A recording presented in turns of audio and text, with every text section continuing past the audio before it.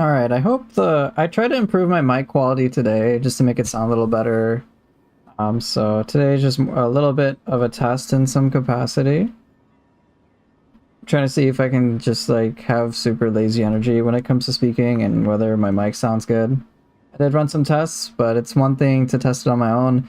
It's a whole other thing to actually experience it in real time. So yeah, I guess I will find out when I watch the VOD back.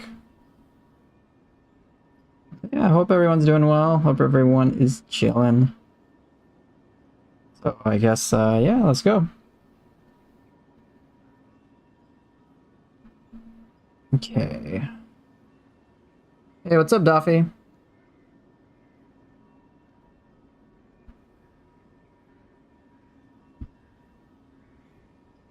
Okay, make sure everything is all good. You're fine, good to hear.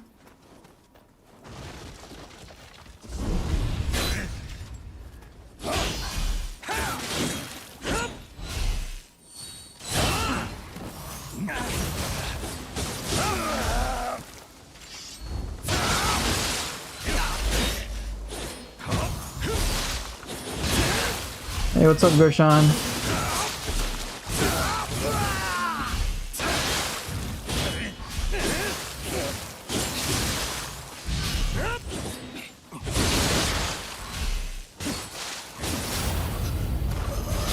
You're playing some Death Stranding too? How was that? Was that fun?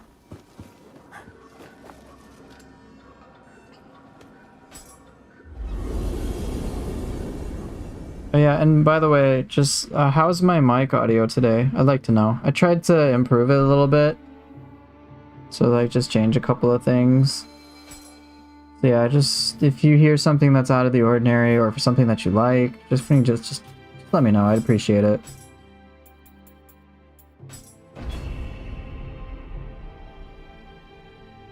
It's fine for you? Okay. Audio is good? Okay. I was trying to boost the bass today. Just like slightly.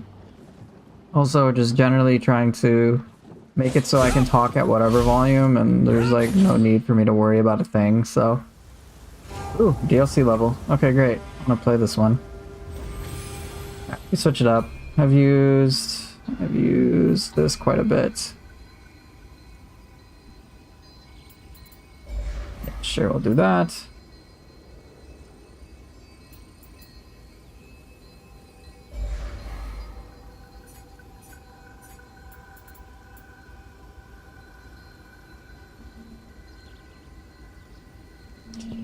Do I want to use Nightmare Bringer? Why not?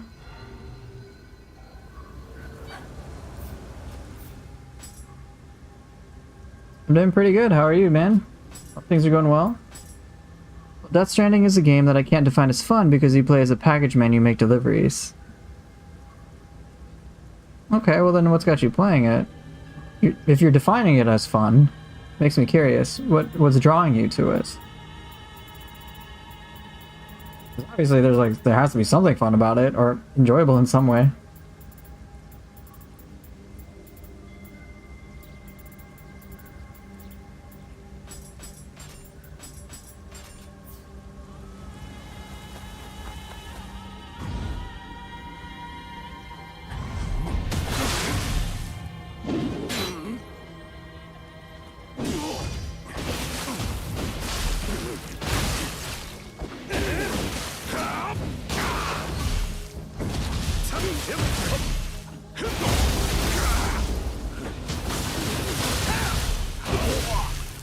Dachi, you got it.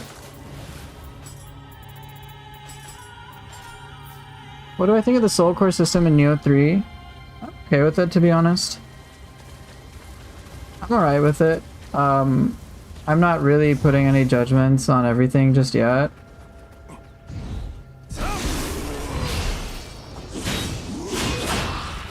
Yeah, I'm not too worried. OCD people can keep playing a particular game. That is true.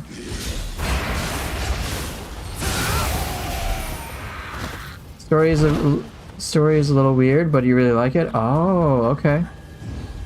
So you enjoy... that makes sense. I played games like Uncharted, not because the gameplay was amazing, but because I fundamentally really like the narrative, and it felt like in some way I was almost playing like an Indiana Jones game. Yo, who the heck is shooting? Oh.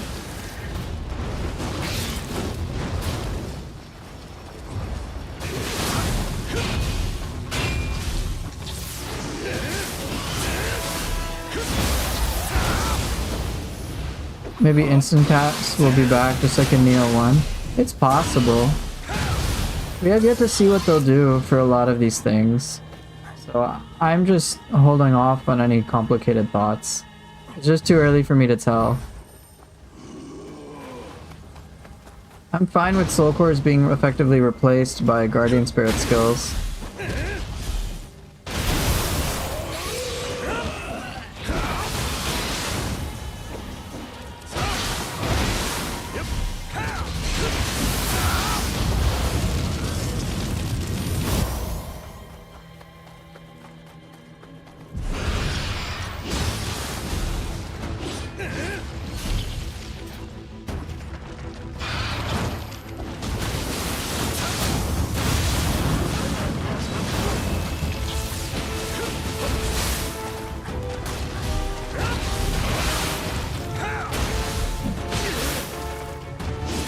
Right, and that's the thing, we haven't been exposed to like everything.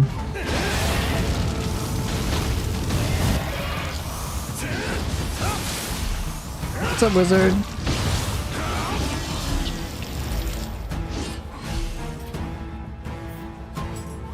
Yeah, like with the alpha demo, like I'm not necessarily gonna expect to see all that much and whatnot. Nioh 3 is a bad game. I don't know why they're making it. Okay.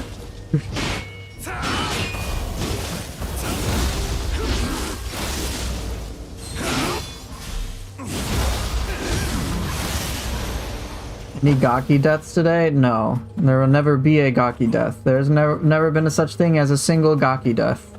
I don't know where you're getting this Gaki propaganda from.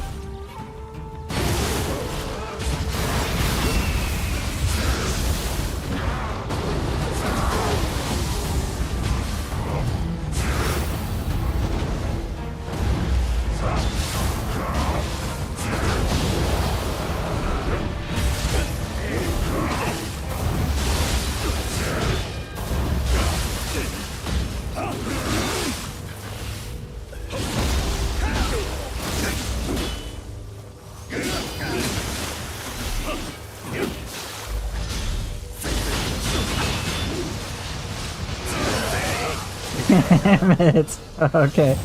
What do I think of ninja style and samurai? I like them both. To be honest, I actually miss them. Even as I'm playing this game here, I'm like, dude, I wish I had those. I actually miss using the jutsu.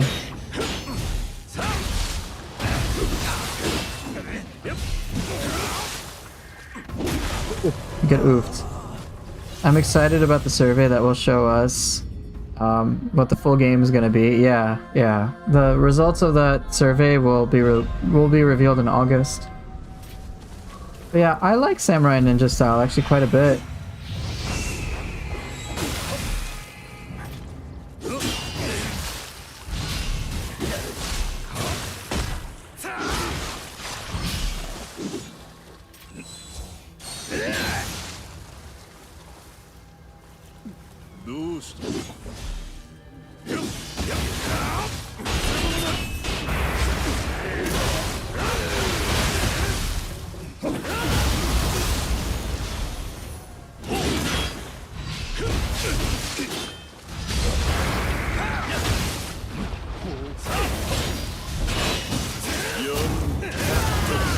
Damn. I do hope for a demo for Ninja Gaiden 4 as well. So Severian, tell me what it's getting you mixed about the demos. Like, what do you dislike about each of the styles? Love to hear about that.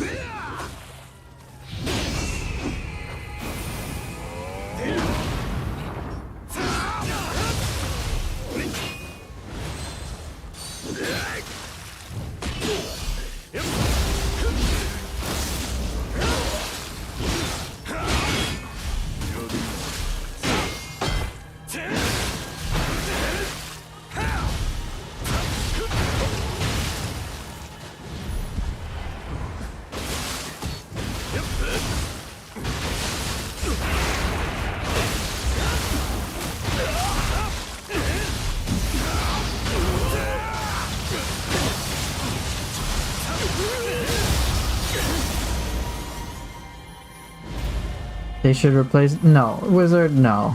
No, that's just no. No, why would you say that?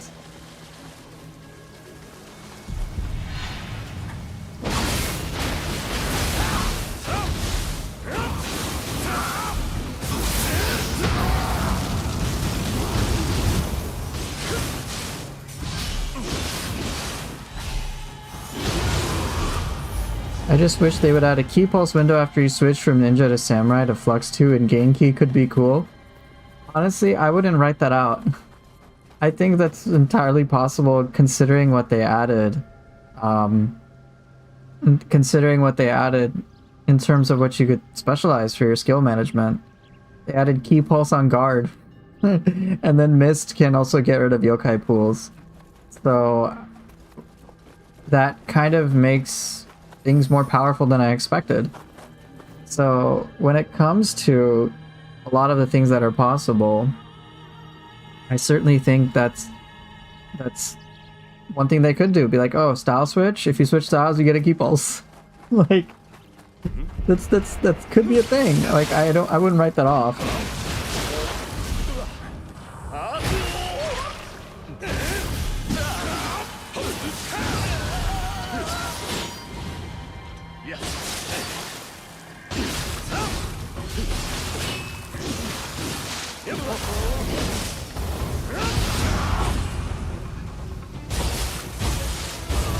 Really?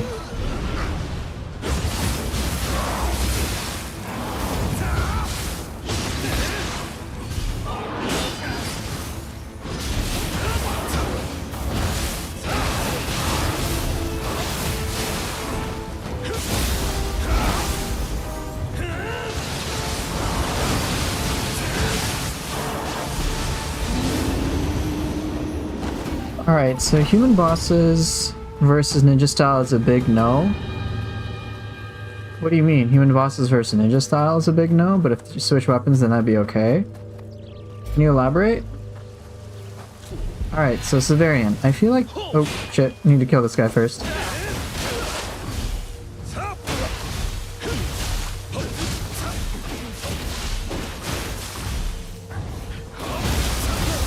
Alright, so Severian, I feel like they're taking away from choice. Previously, when you made a build, you had to decide if it will be more ninja, warrior, mage type, or make hybrids. It feels like they're taking away choice for build making, giving you all the tools. What's wrong with being given all the tools? I'm just curious. Because one thing I would think about is like, well, I could, if I just... Like, sure, I don't have like a unique hybrid in between any specific, like I can't do a samurai ninja hybrid per se, but I can decide if I feel like I have more choices. No?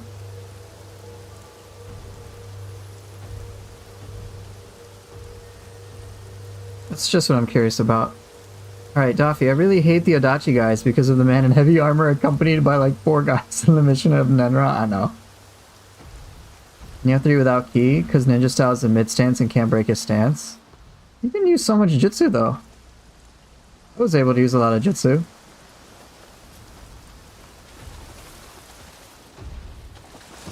Like, a lot. And I used it a ton.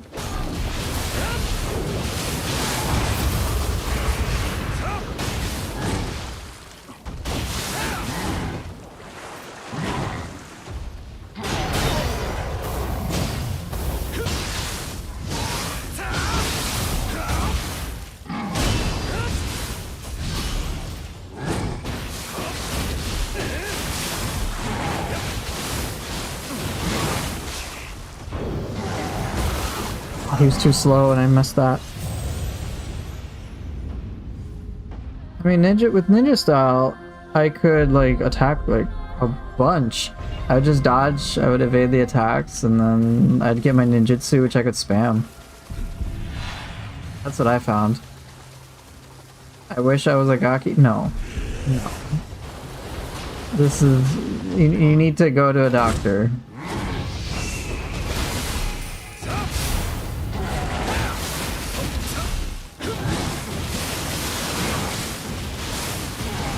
Oof, thought that would work.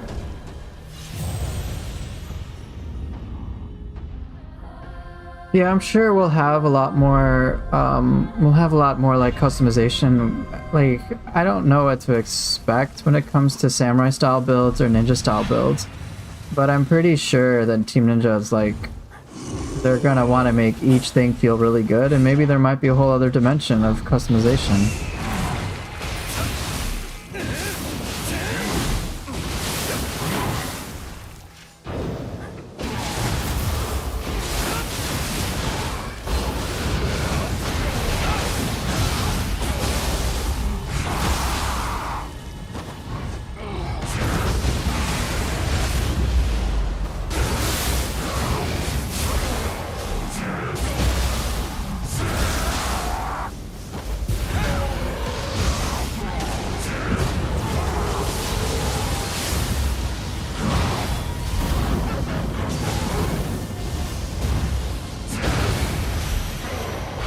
Okay, let's see, what else? Hey, Dark Fontaine, I'm doing pretty well. Alright, so Severian, you're saying it might be a personal thing, but I prefer where games let you choose and stick with your choice. Having all tools is taking away from choices, you have everything. Oh, okay. So for you, it sounds like then, Severian, the bigger issue is, and correct me if I'm wrong, it seems that on some level you want each choice to be meaningful, right? And right, there's that meaning, because on one hand, like, if you have access to everything, that's obviously fun, but then it's also like, it doesn't necessarily make any one specific thing stand out. Am I right about that, or is it something else?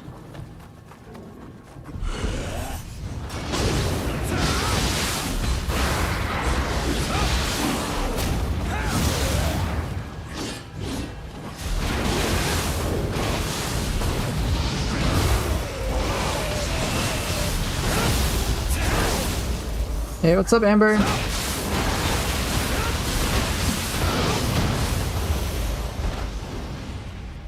Right, so you want, like, I get it then. Like, you want everything to be, like, feel really unique and magical. So,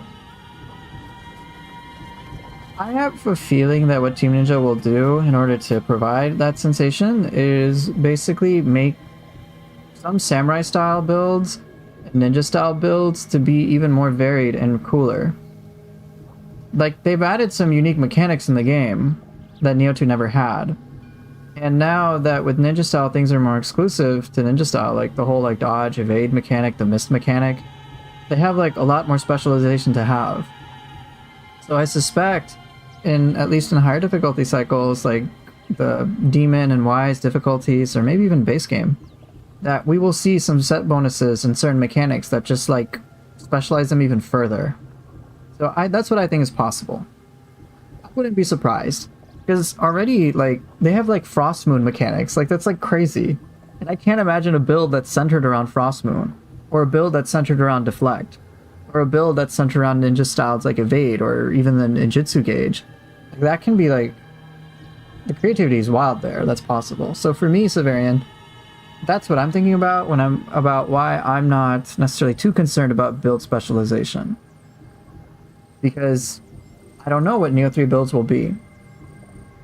But on the surface, right now, it's just like, hey, I have access to both things. And because there isn't that like branching off of like, oh, these are super specialized builds. Yeah, you know, for me, it's just a little too early to tell. Alright, let's see what else I missed. Personally, I played a hybrid warrior in every Nioh, Tonfa's Katana, and Onmyo. Fair. I had like 4 different characters in Nioh 2, all with different styles, but it seems like in Nioh 3 you'll be like max 1 or 2. I suspect we'll have even more complexity. I suspect, based on just the game mechanics that they've added and the potential I think is possible from them, I wouldn't be surprised if it became even more overwhelming than the adjusting to Nioh 2 was. Because when I started playing Nioh 3, I legit got overwhelmed. Like, it's just like a whole host of shit to get used to, which was fun. And man, when I come back to Nioh 2, I'm like, dude, I miss it.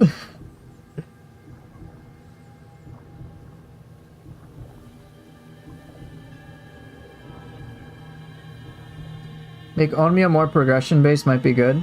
I was having it to talk yesterday on yesterday's stream about that. About like the whole like, hey, getting Jutsu is locked towards soul cores, which with RNG at display, it kind of does feel bad. So like, I don't want to grind for arts of combat again. Like, those are one of the worst things. Like, I hated that about Nioh 2. Like, it's just miserable. It was cool to unlock stuff, but having to like I'm sure everyone can relate to be like, oh my gosh, I have to like fight Ren Hayabusa 100 times in order to get like one combat of art or one hidden skill. And I'm like, seriously? Like make it something I can earn, not just like RNG based, you know? I want to be able to play with it fast. So in the same light, when it comes to soul cores and jutsu, like I can understand that like frustration. And I hope that there's a nice little balance where it feels like every time you're getting a soul core, you're getting access to like something really, really cool. But at the same time, what you can play around with base game can be really fun too. Because I think players would hate it if it's like, oh hey, my favorite jutsu is like, I won't be able to get it until like late game from an enemy that I'm only introduced to late game. I would not gonna lie, that would feel pretty bad.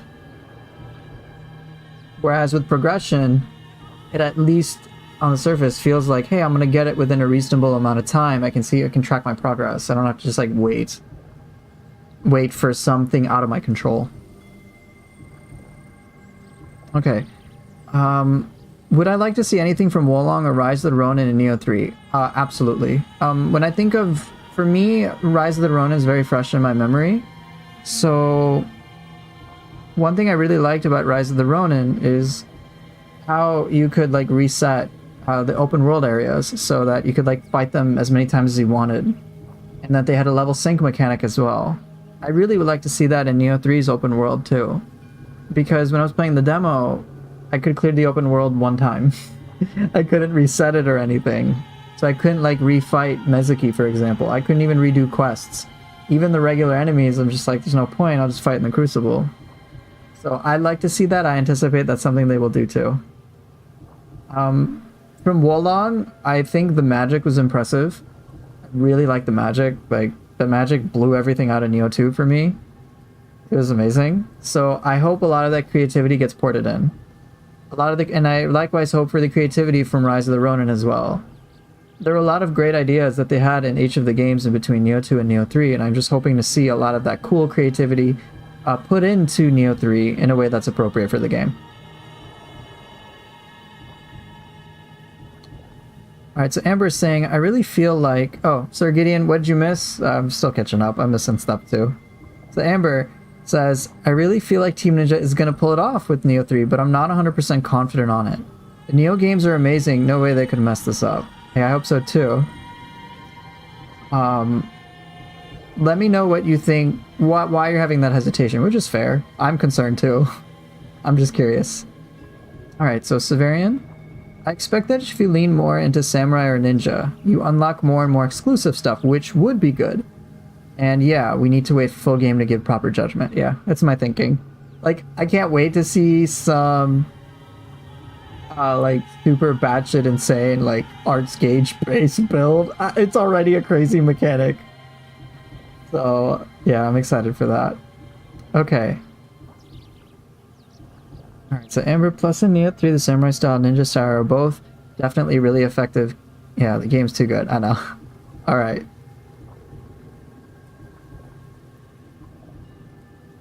so Just Lloyd makes points about like growing popularity in Nioh is leading more unnecessary worry, fear due to more people in this fan base. I want to talk about that a little bit. one of the biggest differences between the Nioh 3 Alpha and the Nioh 2 Alpha is that the Nioh 3 Alpha was open to the public. The Nioh 2 Alpha was closed.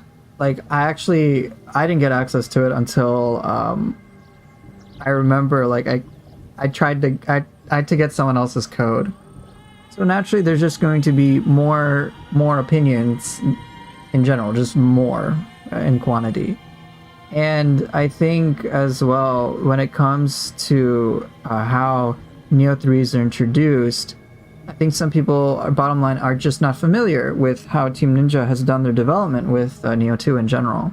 Some people might be new, some veterans just, again, they're just not familiar with it. Like, I'm familiar with the Nioh 1 cycle, the Nioh 2 cycle, mostly. Actually more than Nioh 1, because I joined Nioh 1 like well after it was released.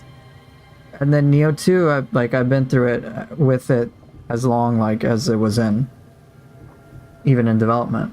So I know what to expect. But one thing that wasn't clear, I already knew, was just that like the alpha demo is very much like a very first rough draft. And a lot can change, and that Team Ninja is very good about feedback.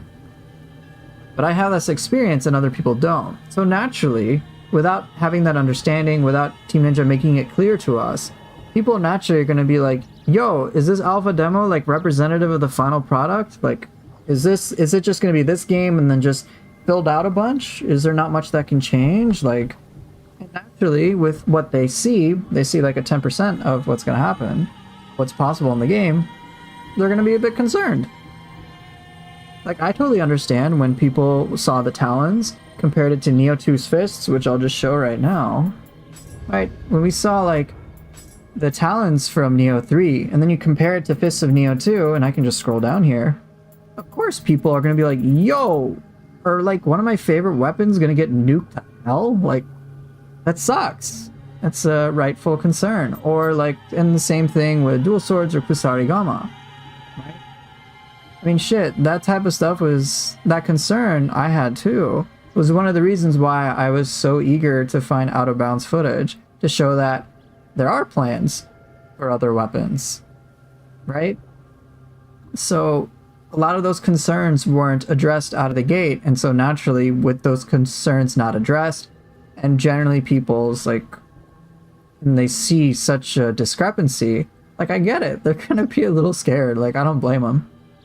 And then, of course, you know, some people will capitalize on that concern and make videos about it and, like, kind of just stir up a lot of fear-based thinking. So that sucks. Now, fortunately, we did have the survey where Team Ninja did ask for feedback. And so I'm very glad that a lot of people who were vocal about it, I'm glad, at least I hope they did this, I'm glad that we had the option to tell them exactly what we were concerned about.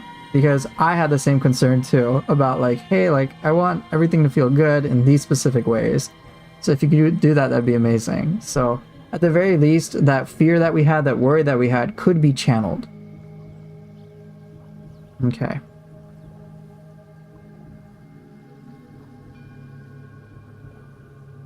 First alpha was closed, second was open, okay. Alright, let me catch up with chat, see what I need to answer the most. Asmon probably play Nioh 3 is going to bring massive new people to the game. Yeah, probably. But truth be told, I think that might bring in some new people. But I think, at least for channels like mine, like, my focus is to really show them what's possible with the Nioh games, and most people aren't aware of that. Like, most I'm saying outside of people who are already fans of Nioh. Like, if you're watching my channel and if you've been a regular here, I think you have a pretty good idea of like the craziness that's possible in these games, and why Nioh fans really enjoy these games over like many other games. So yeah, massive new people in the game, potentially a lot more converts, which would be great. But yeah, we'll just have to see. I hope Nioh 3's Team Ninja's Elden Ring in terms of success. Me too, I really do. I hope Nioh 3 gives them a lot more success. The Nioh series has brought them an incredible amount of success, and I hope they have more success, provided they keep making more awesome games.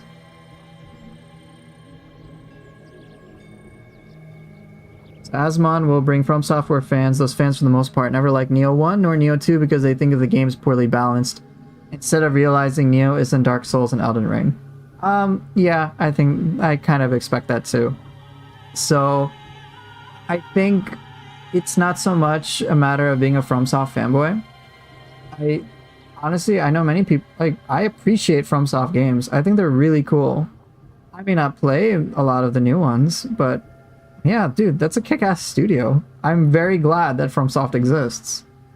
It's really created a whole new thing when it comes to, like, very difficult video games. Many people appreciate that, and it's awesome.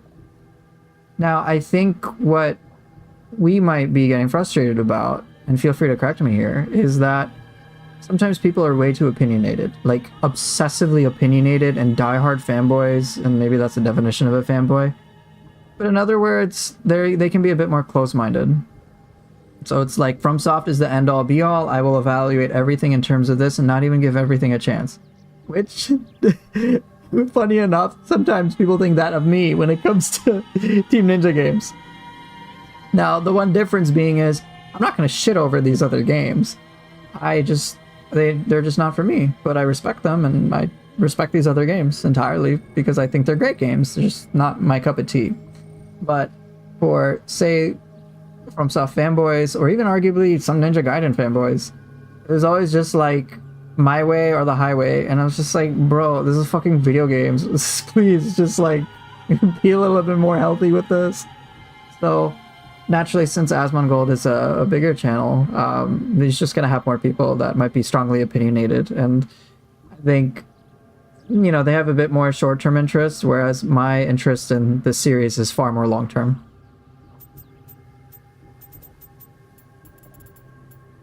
Okay. Let's see. Hey, what's up, Shark Zoo? Good to see ya.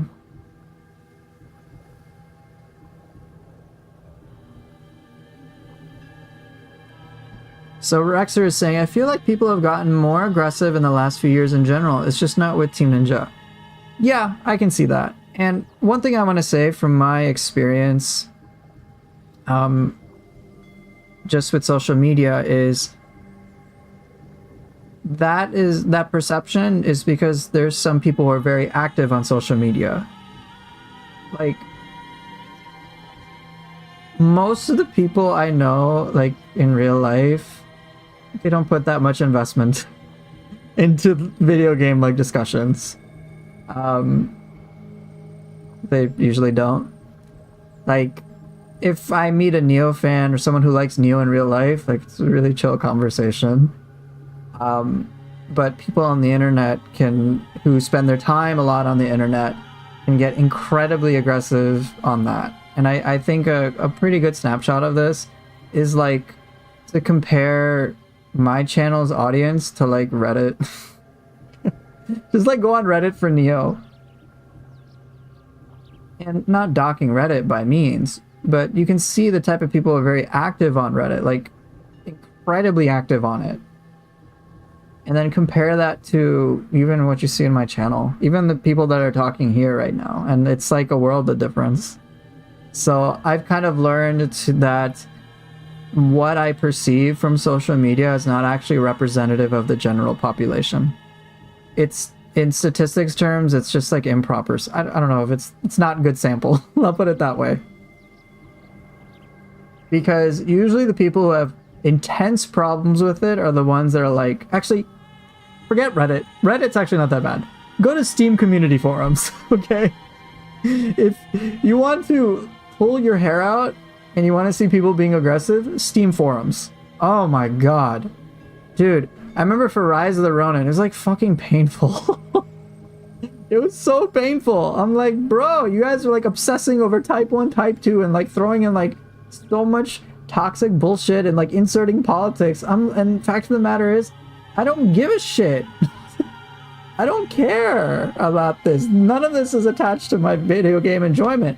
But for them, it's like this whole big deal, this whole ordeal. And I'm like, I don't care, dude. I'm not someone who's going to not only get incredibly worked up about it, but get so worked up that I have to post it. But not even just that. Go on a fucking mission make other people get worked up about it.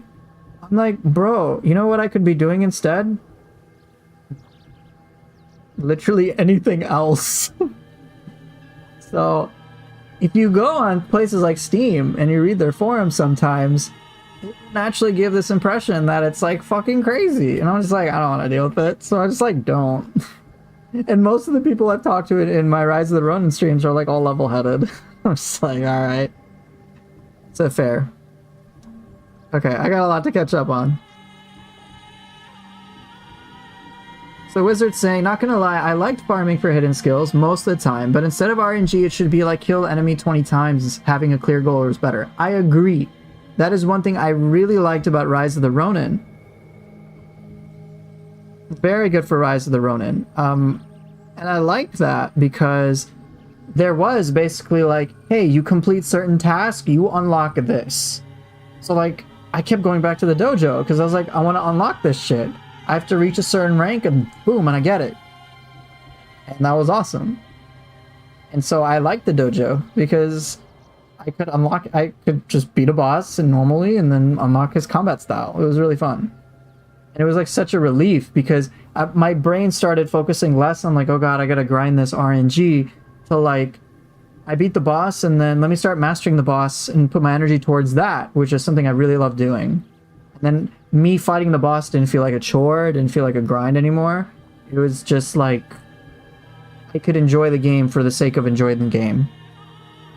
Alright, so Super Saiyan's asking, isn't talents a thing similar to a job? I guess so. What I found for the Out of Bounds footage is that there's fists for samurai, and then there's talents for ninja. So it seems like skills like Beyond Infinity are going to lean towards ninja style, whereas skills like Limitless would lean towards samurai style, which is okay in my opinion. Just make sure it's not just like ripping apart the fist from Nioh 2 and then it's like two halves, which just feels like shit, compared to like, all right, we rip it in half, we rip some parts from one to the other and then expand those and balloon them. I'm like, if that was the case, I'd love it, to be honest.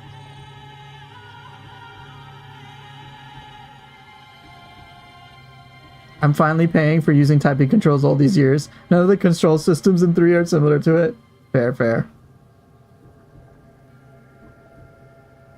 So, alright, so Abad is asking. Also, what I think Green Soul Cores will have 2 to 3 Onmyo and Ethereal will have 4 or maybe 5. Is possible. That's a thing. Again, too early to tell.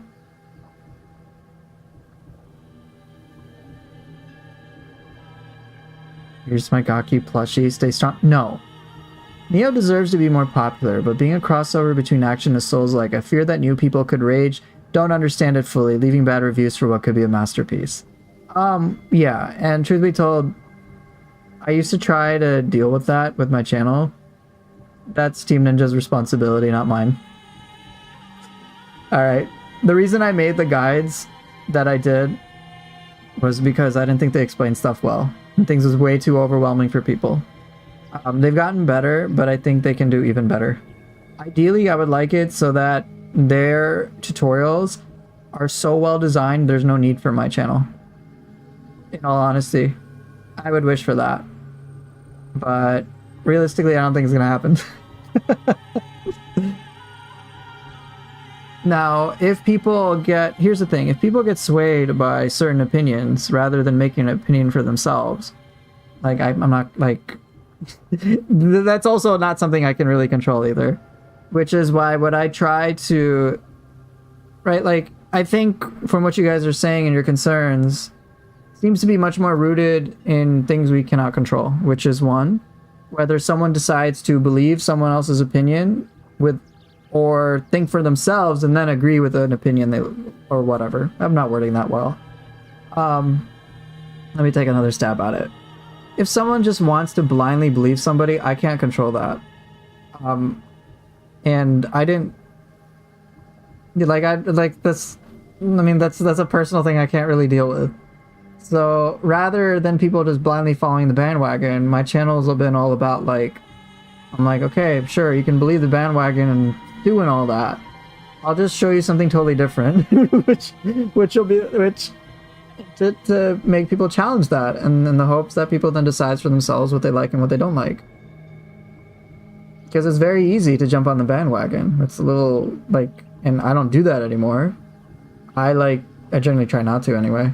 And for Nioh 3, I've tried to keep an open mind to be like, I'm like, sure, there's changes, but like, let me like evaluate it by my own personal criteria, rather than getting pissed off because someone else gets pissed off. Like, I've already done that. It sucks. So people could leave bad reviews for this game. I wouldn't give two shits. I'm gonna review it and see if I like it. If I like it, I'm gonna play it. If I don't like it, I'm not gonna play it. And then if people can judge for themselves. That's all that I focus on. FromSoftware makes great games, but the fan base can be terrible, closed-minded towards other products. Oh man, reminds me of the Ninja Gaiden elitists. And the funny thing is, they weren't even that good. It's always it always seems to be the people who are like the loudest on social media can't like back it up. And even the ones that occasionally could, I would like be like, dude, you're like miserable. I don't care how good you are, like it's just miserable to be around you. So I'm like not gonna even engage. But, and by the way, like none of the people who were like that much of a dick were ever really that good. Like ever. So it was always just kind of hilarious. Like, I can't name like one guy, but there was one guy for Ninja Gaiden 2, Sigma, like he showed me gameplay against Elizabeth, and I've never ever fucking seen anything like it. Ever. I'll put it this way. So if you fought Elizabeth in Ninja Gaiden 2, it's like incredibly difficult to combo her. Dude, he comboed her straight up in like the most glorious light. The most glorious light. I'm like, bro, how the fuck did you play like that? Like, he basically turned Ninja Gaiden into like Nioh with like the crazy combos. I was like, this is insane. Like, you have to like memorize so much shit and plan so much out to avoid everything like this. I'm like, this is fucking art.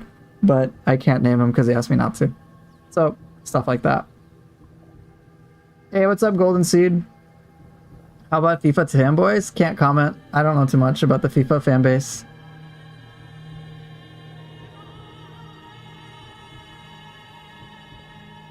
Yeah, Reddit Neo is pretty cool. Are you saying we're the chiller side of the internet? Yeah, we are the chiller side.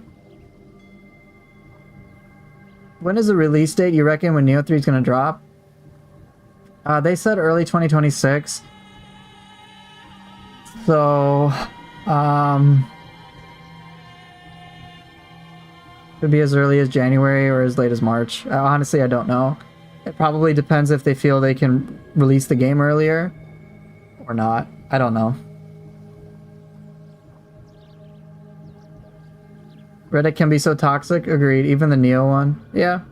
That's why it's occasionally... I mean, it can be. It's overall better. People are like very helpful on Nioh. Sometimes some people get like so opinionated and like downvote shit. I'm like relax. But whatever. Yeah, like, I'll just say, form your own opinions about the game before going to Reddit or any other social media.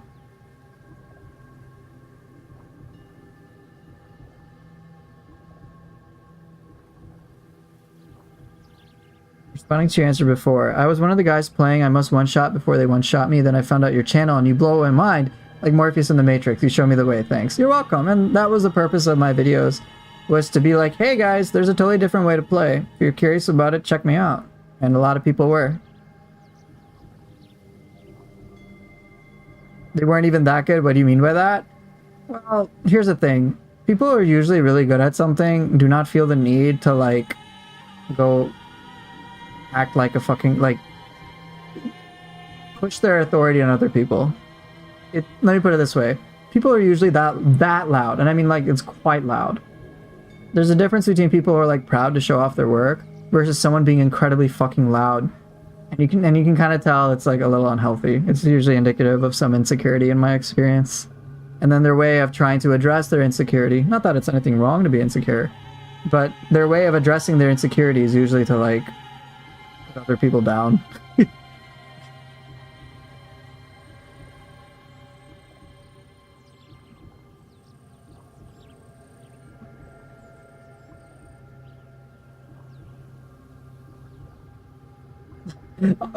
So yeah, I mean that's it's like a thing. Like for example,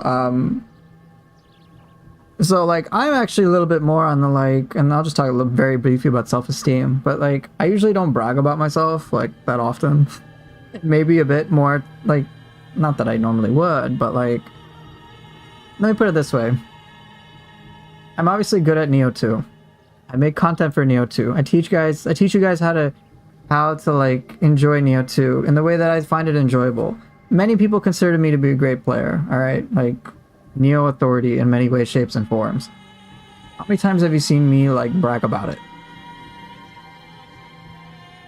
How many times have you seen me be like, tell another player that he sucks? Or he doesn't know what he's doing? How many times have you seen me be an asshole to somebody? Pretty sure it's like next to nothing. Right? There's some people who focus on busy getting good, and then there's other people who just focus on talking that they're good. Right? Right. Yeah, just the way to, yeah. People good at something are busy being good at it. The ones that aren't are busy just talking about it, yeah. Llama actually sends me faxes regularly bragging about its skills. You know, you weren't supposed to make that public. Yeah, I'll be making a lot of Nioh 3 content, that's for sure.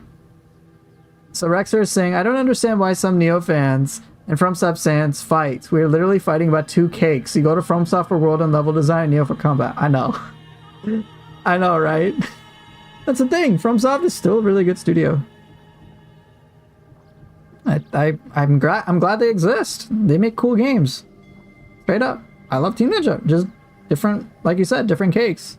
Enjoy both. They're not mutually exclusive. There's no need to be like one game's better than the other, like, and have that be some mutually exclusive fight. Like, who cares? Martin's saying, I don't like the directional input skills. Too many button inputs not to accidentally do groundquake with the Odachi. Yeah, it's certainly a little weird and something that I imagine most players aren't used to. I fortunately have a little bit of an advantage because I'm using the skill expansion mod, so it's not too unfamiliar to me. But I will tell you, the first time I played the skill expansion mod, it was weird as fuck to deal with all the directional inputs, and it felt like my brain was getting overwhelmed. So my adjustment isn't as bad as yours will be. And it will take some time, I will tell you that. But I think, here's what has happened to me. Once I got used to the directional inputs, I could never go back.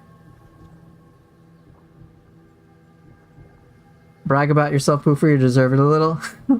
I'll say I'm good at the game, but I'm not going to be a dick about it.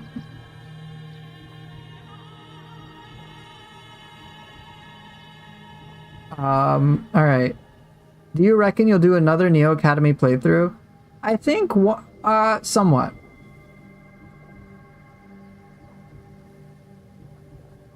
Directional inputs, is this like press up to alter the move? Yeah, so for example, I have directional inputs with, so here Martin, I'll talk about that. Yeah, try the skill expansion mod on the PC. So this goes out to anybody who's playing Nioh on PC and doesn't like the directional inputs for Nioh 3.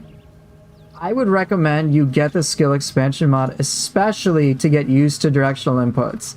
It feels very familiar. It'll make transitioning to Nioh 3 very familiar. So for example, I have on the Odachi, high stance, triangle at the end of combos, twin moons, right? Now courtesy of the skill expansion mod, if I do a back strong, I will do Swallow's Wing. And it feels very clean. I can also do it in like low stance, mid stance, and all that.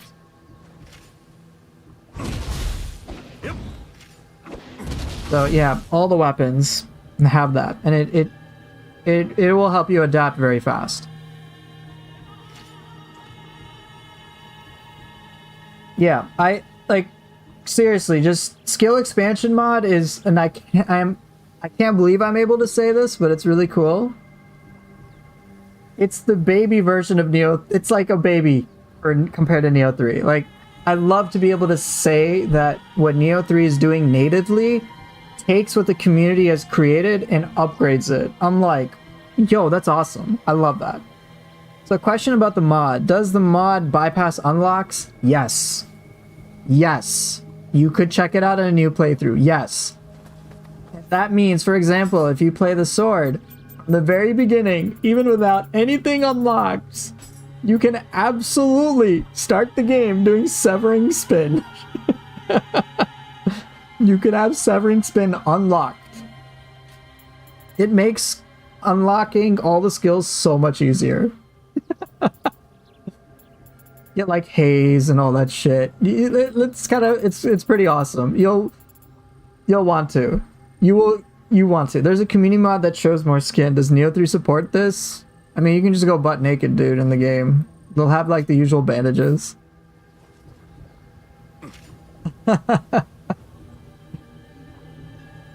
So yeah, definitely check out the skill expansion mod if you're on PC. Was Nioh 1 and Nioh 2, did they have DLC? Like a proper DLC like storyline gameplay, or is it just missions with loads of enemies? Nioh 1 and Nioh 2 DLC extends the story as well. It's like, think of it just like extra regions. Nioh 2's DLC was it does make a good impact on the story. Pretty significant one. And yeah, you 100% want to get the DLC, 100%. Yes, with the skill expansion mod, you can already start the game doing cool shit. Other things that the skill expansion mod has that Nioh 2 will never have is you get to use certain living weapon moves. So I will show you. Tonfa has a living weapon move. That is a living weapon Tonfa move from Nioh 1. Odachi as well. Check this out. So low stance strongs, right? That is a living weapon move. Yes, DLC 3. DLCs all have new bosses. It's fresh new content. It's fresh new regions. Crazy enemies. Let me put it this way. Nioh 2 DLC, like, going from Nioh 2 base game and Nioh 2 DLC is like a universe level upgrade. Nioh 2 base game was alright for me. Like, it was cool. But the DLCs are 100% worth it. 100%. Right? Not even just that. You get 2 whole new weapons. You get split staff, which is really fun. And many players love the fists. Check out what you can do with the fists, just real quick.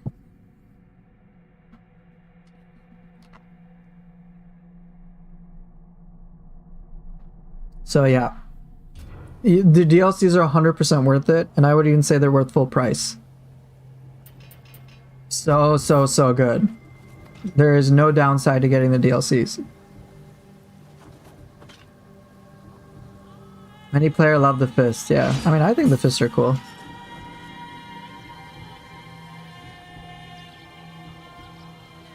To be honest, I love the DLCs, but they don't deserve price. Fair, that's your opinion. I'm curious why. I'm also of the opinion generally that Nioh 2 is worth double the price. That's not a green light to charge more for Nioh 2 by any means. That's just my way of expressing just how much I enjoyed it.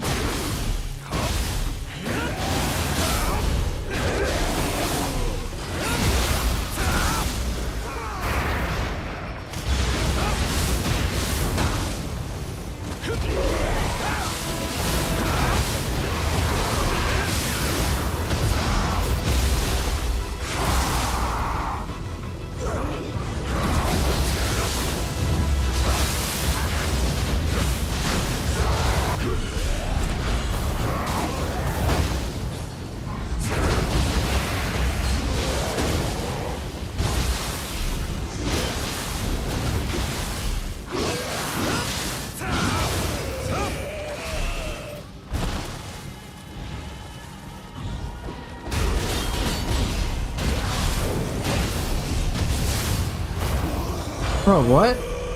Okay.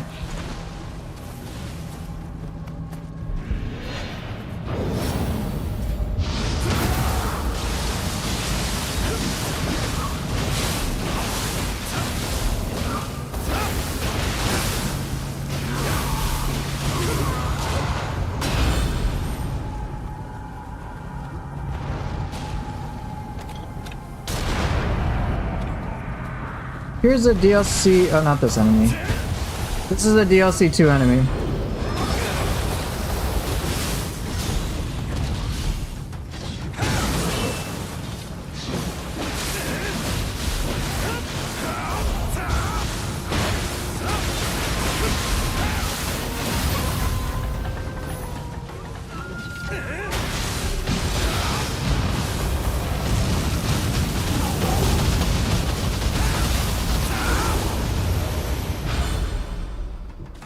The first time you fight her, expect to get destroyed. Yeah, if you can get the DLCs are 30 each. Most people buying the game are getting the complete edition anyway. Yeah, I mean, if you can get it on sale, but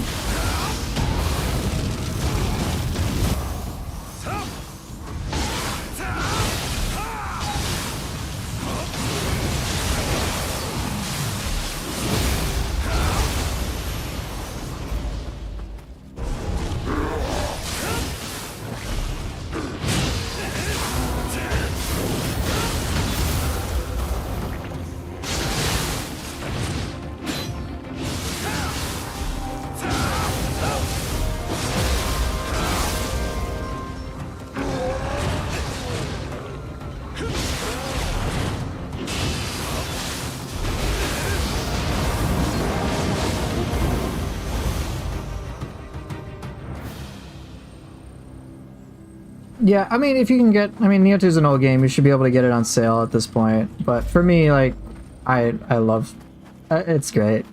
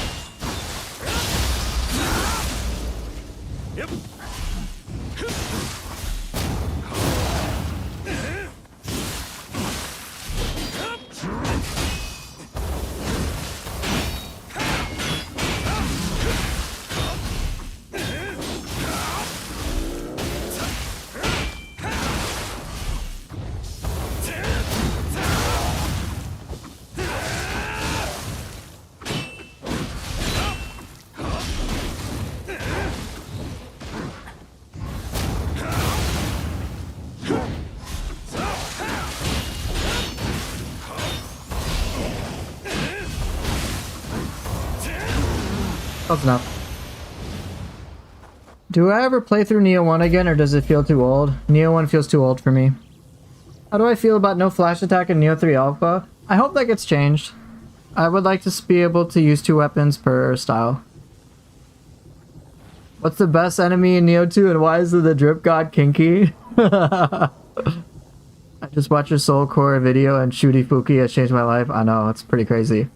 Was that paralysis with the Otakimaru Soul Core? No, that was Nightmare Bringer, Baku. Or sorry, that was Baku. Doing Baku things. Baku can paralyze enemies.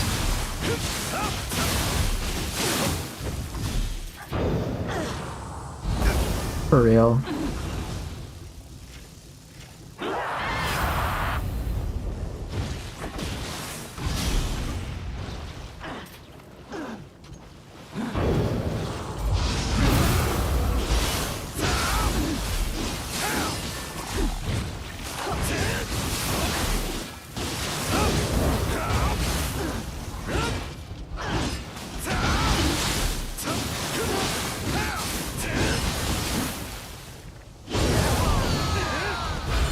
Is that it? Did I clear the whole area? I think so. What's the worst weapon in the game in my opinion? Dual swords, easily. Dual swords bores me to death.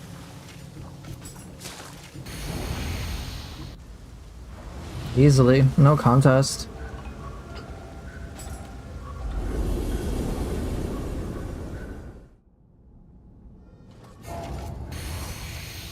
Water God slander. Yeah, I hate dual swords. Hate this boss.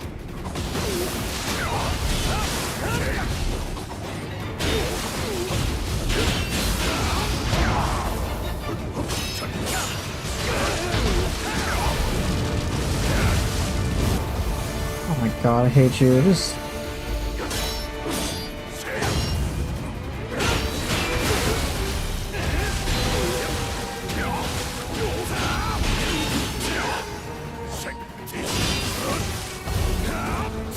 bro, this is why I hate Epon.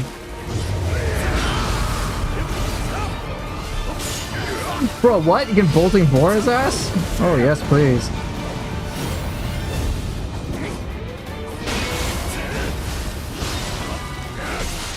Okay, I didn't know I could bolting bore. I'm gonna do that all the time.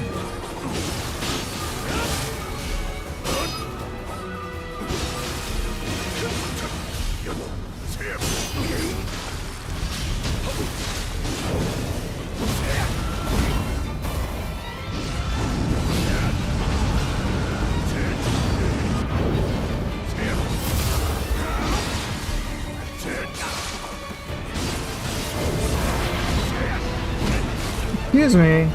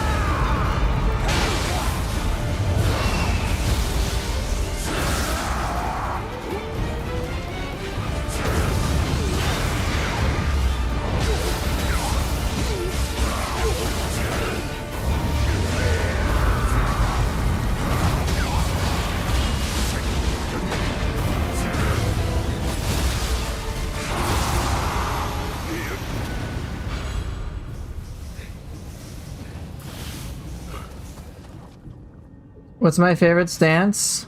Mid stance, because I'm mid.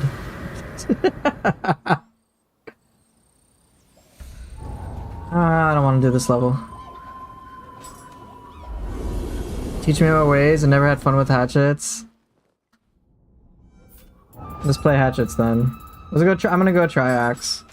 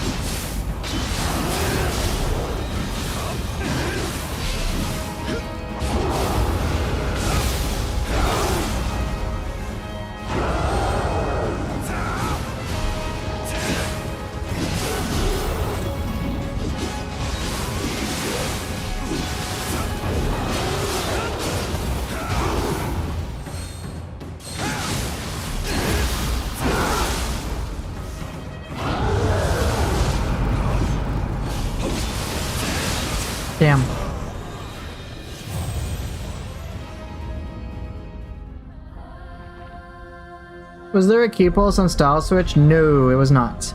Any tips for dealing with burnout? Yeah. Burnout in general or burnout with this game? I can give you tips for either.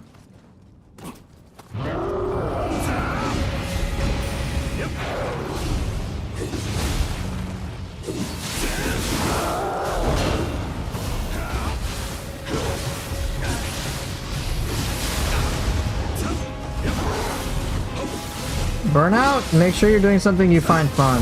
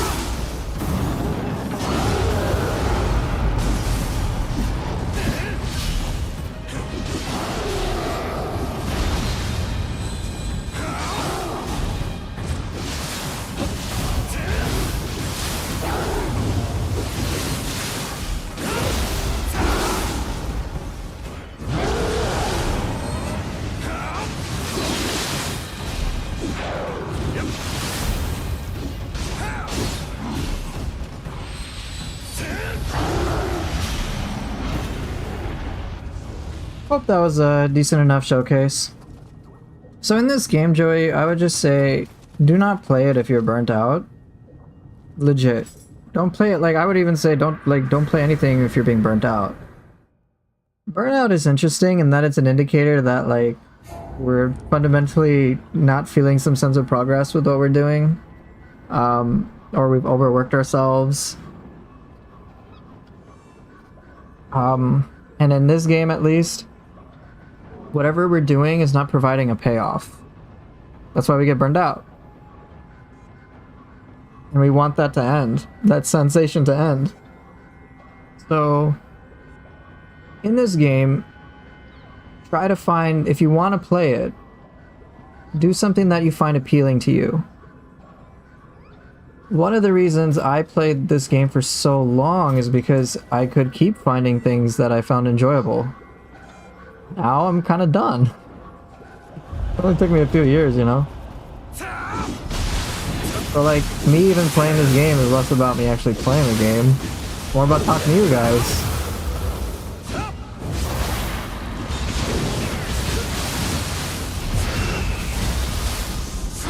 So, like, I can automate all this gameplay.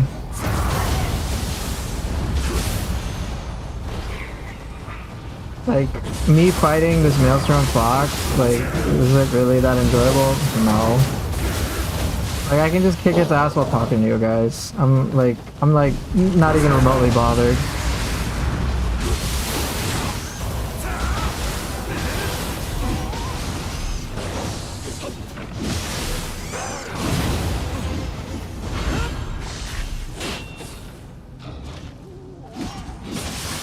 shit.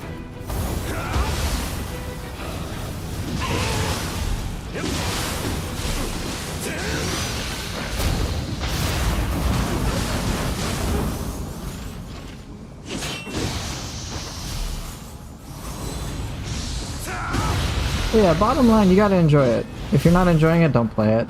That's it. Pretty much it. What do I think of Bloodborne? I think Bloodborne was a really cool game.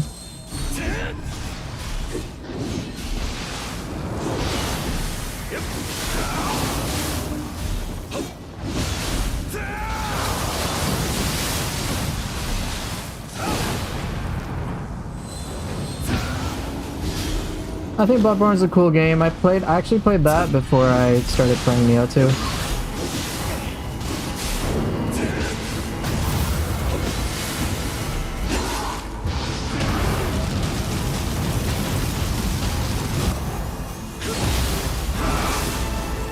Do I dislike some missions? Oh yeah.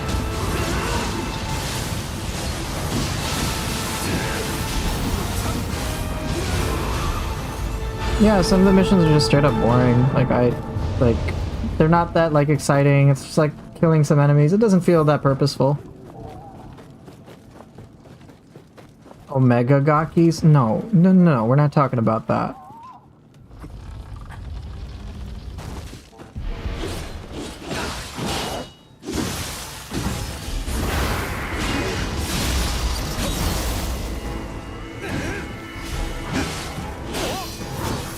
You shoot. Not good.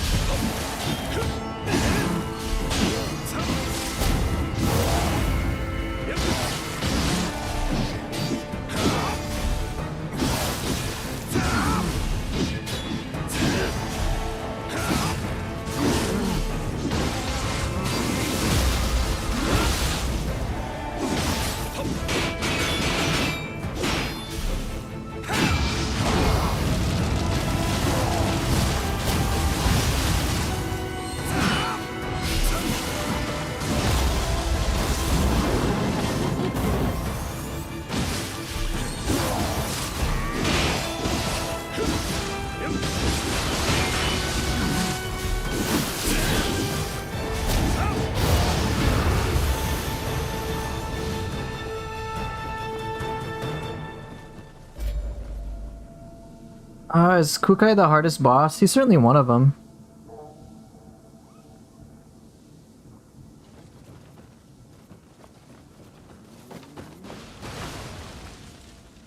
I wish more games had transform weapons like Bloodborne. Yeah, that'd be cool. Nioh 2 does have the Switchglaive, but it's a little different compared to Nioh 2. I think Ninja Gaiden 4 does have a lot of transform weapons, though. So if that's something you're really interested in, you can check out that game. They have stuff like staff can transform to a hammer, rapier can transform into a drill, your swords can transform into an odachi, stuff like that.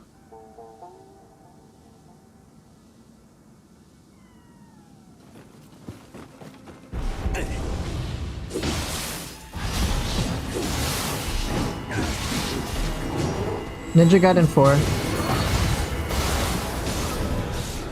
Yeah, Ninja, sorry. Is my mic cutting out, guys? Just let me know. But yeah, Ninja Gaiden 4.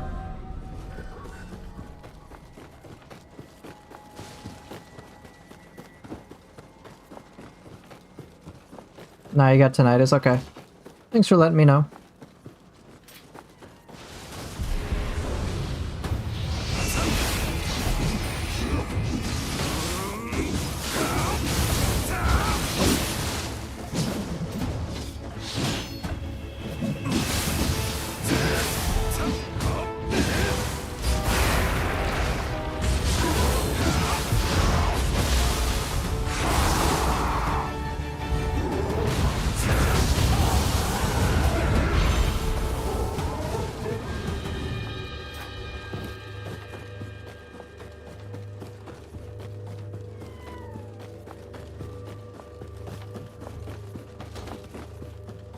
Alright, good to know.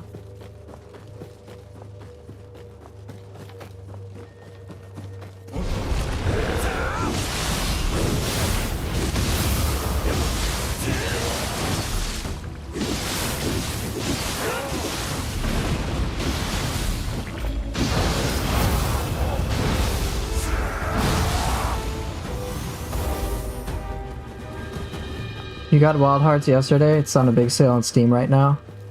Ninja Gaiden 4 will be on Game Pass. So you're in luck. I think it'll be Game Pass day one.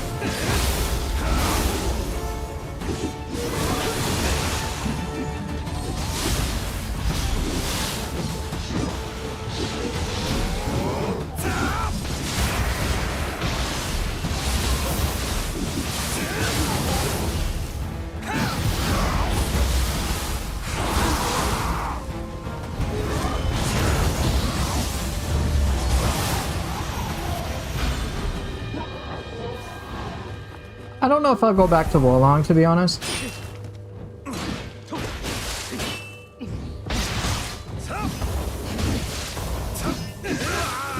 I have it downloaded, but I'm just not sure.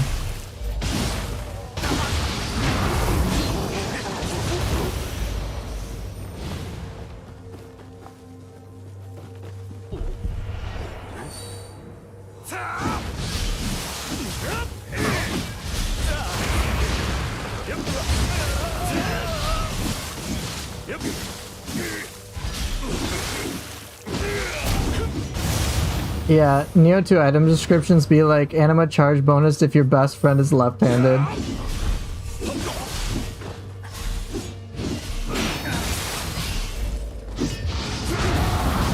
Is this a yokai build I'm rocking? No.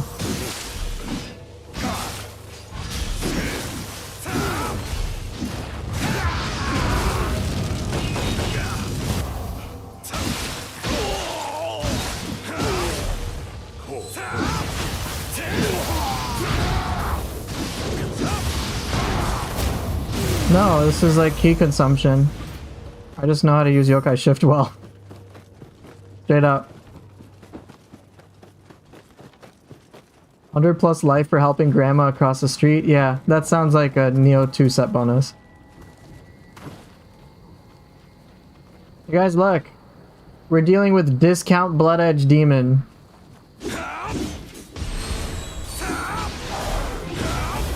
Oh shit.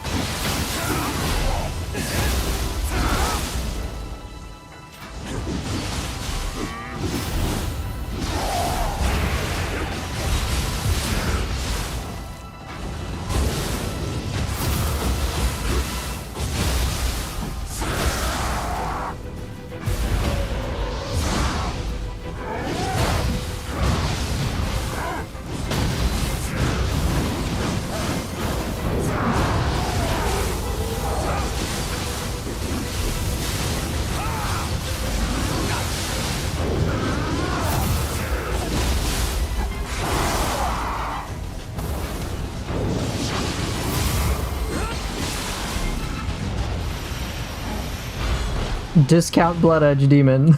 I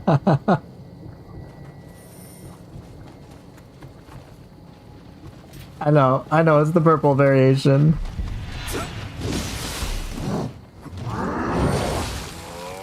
Barney the Magatsu warrior, pretty much.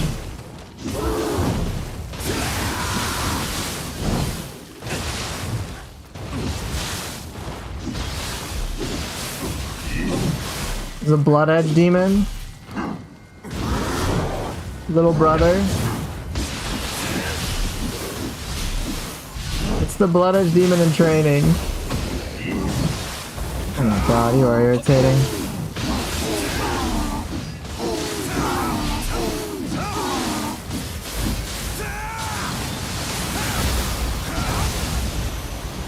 Does the Nioh 3 version have a more moveset? Yes. Yes. Yes, it does.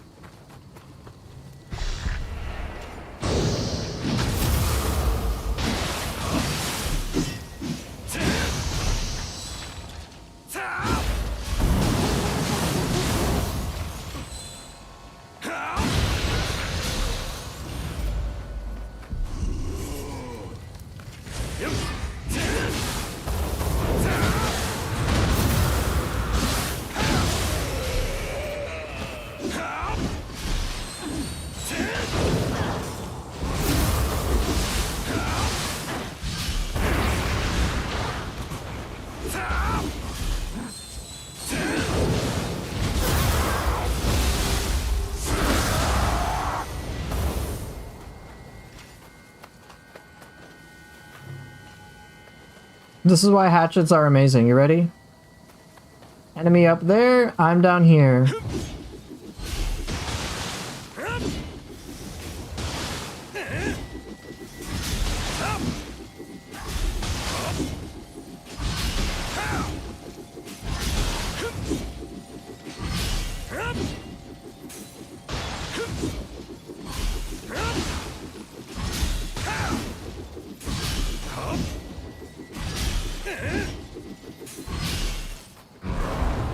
Oh shit, couldn't kill him.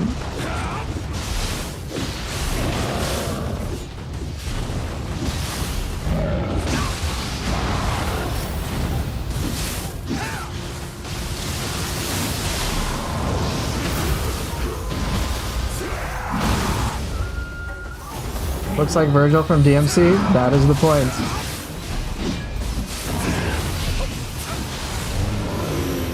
That was actually the intent. It's trying to be Virgil.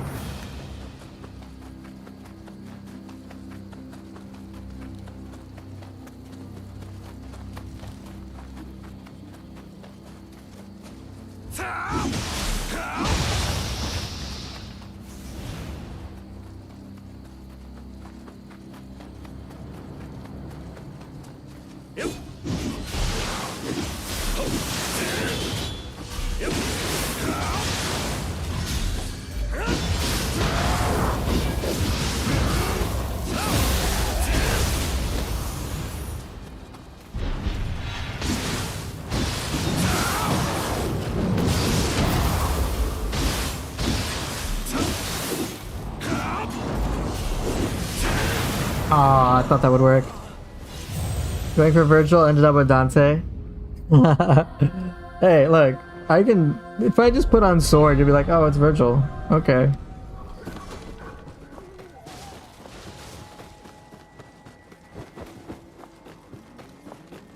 I picked Virgil because I thought the look was cool.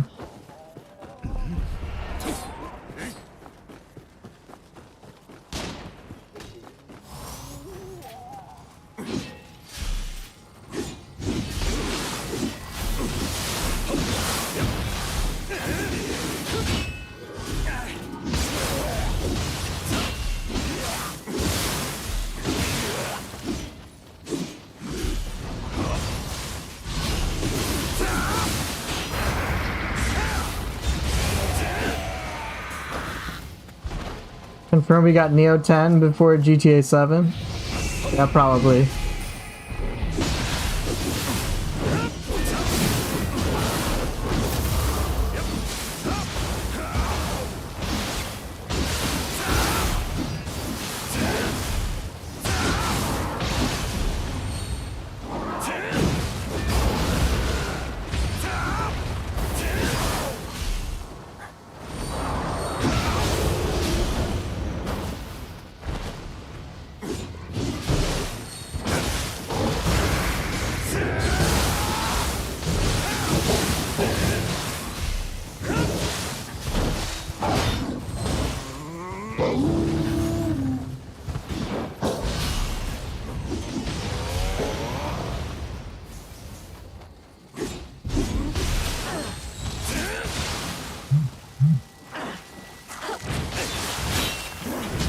Aw, I let go of block.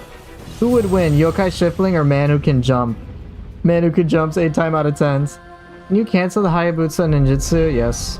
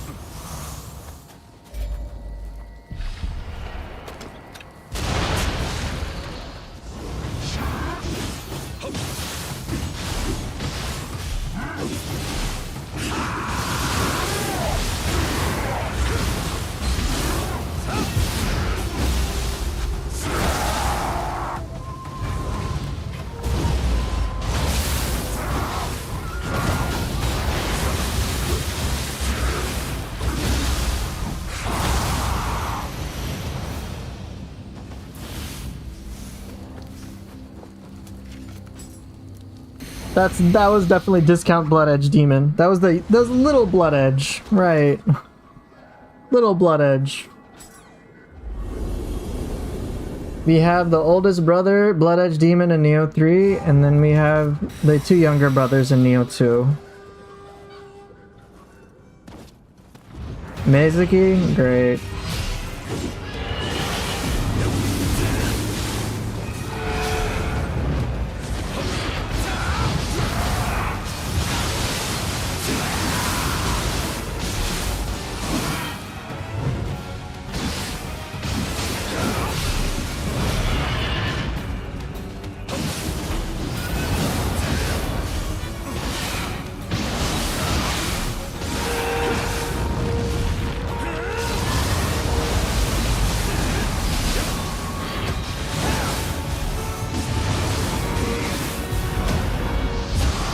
Yeah, it's Mizuki from Wolong, guys. Yeah, it's Mizuki from the Nioh 3 demo.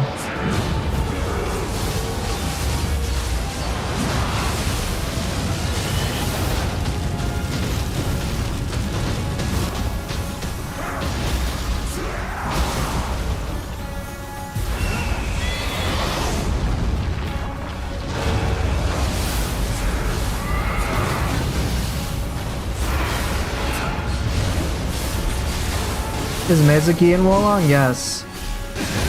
It's like legit difficult.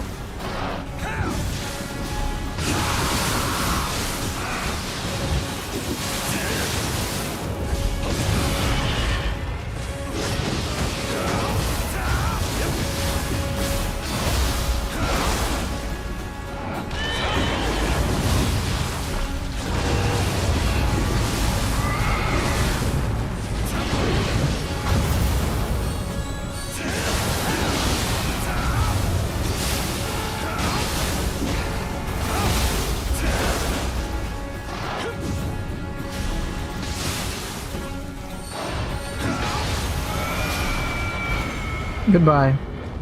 That's copyright infringement? Yes, yes it is.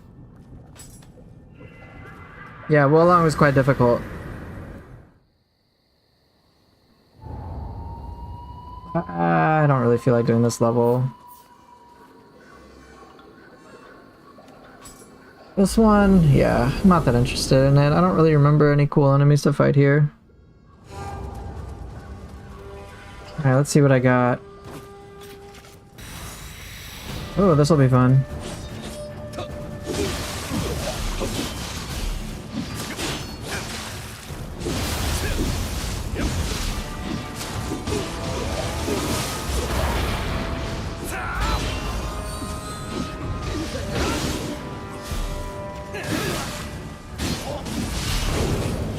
Ah. You know what? Let's have a fun fight. I'm gonna play some sword. Nobunaga with the sword is always kind of a fun one for me.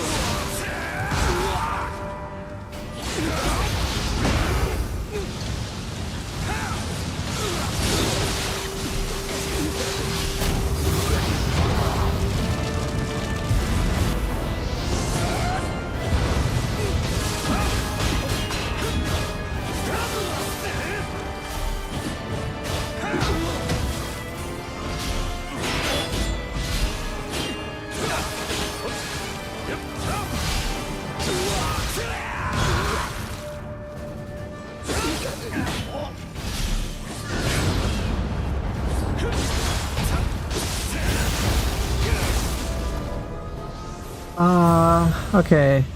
Which one do I like more, Wolong or Rise of the Ronin?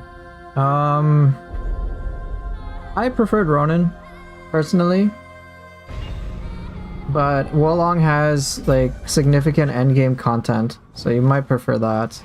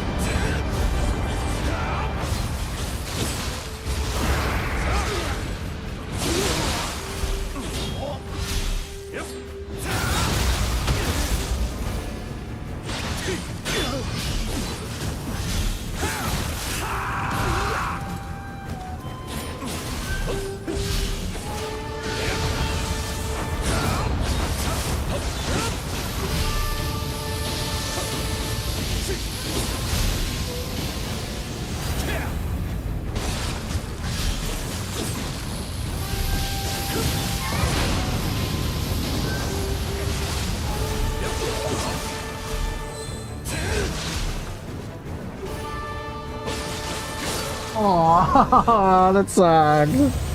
Oh well.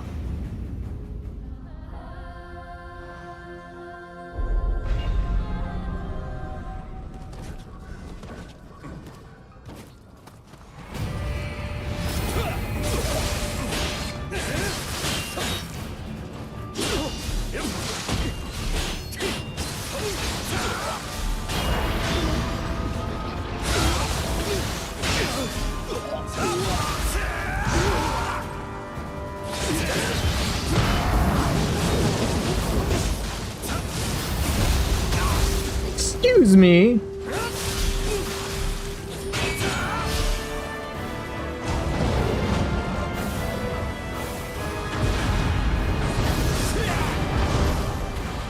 I was trying to do something fancy. Oh well. New Nioh streamer struggles against Oda Nobunaga. Yeah, pretty much. Fine.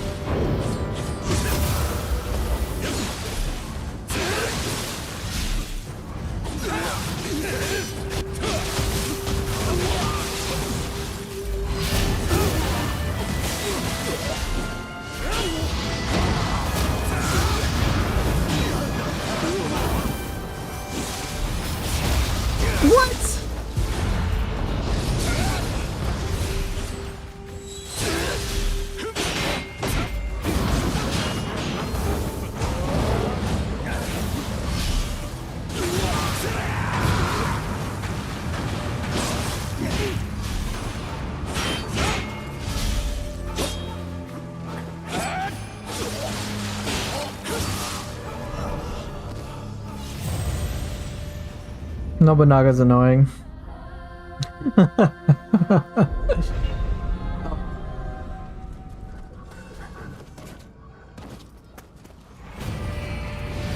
Bro, this grab.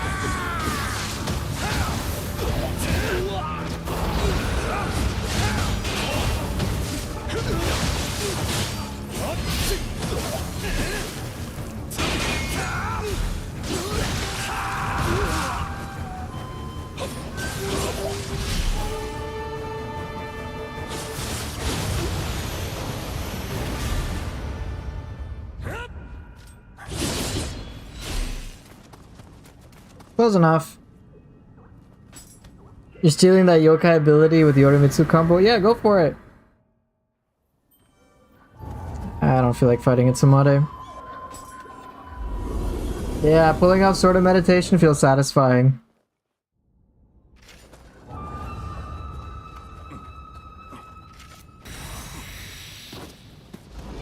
Oh, gross.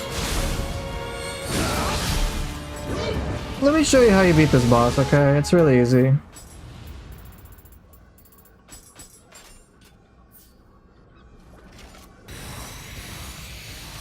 There's only one strategy, okay? You just use hammer, and then this is it. This is how you, this is it. This is the strategy.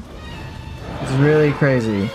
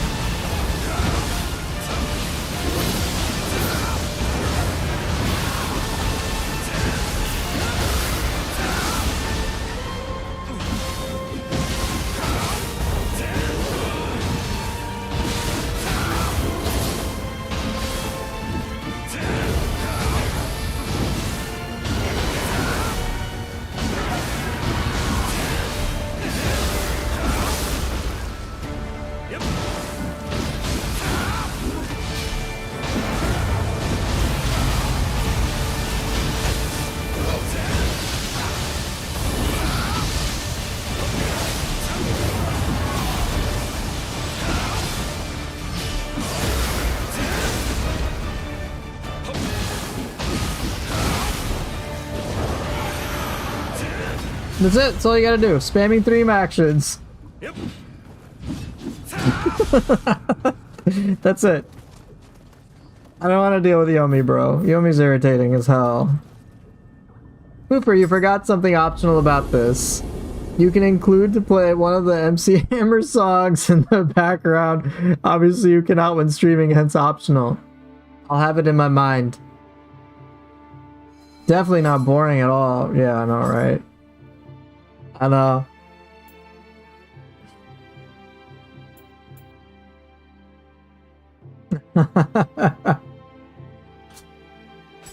Oh.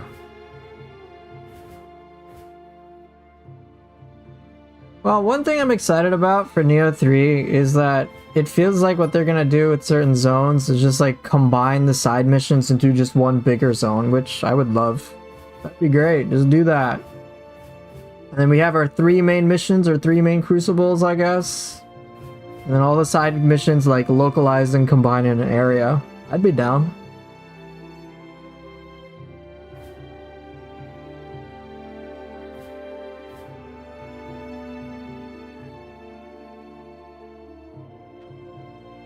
Makes me wonder what we're going to be exploring in certain respects. So like, this castle right now reminds me of stuff from Nioh 3. I don't know if we're treading similar area.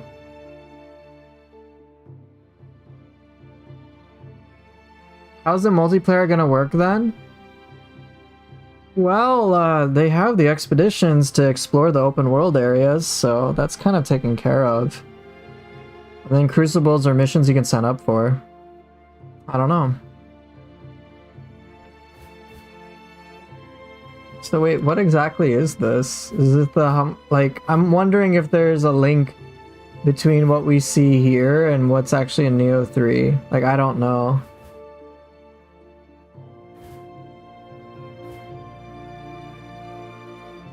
I'm curious. I guess we'll find out though.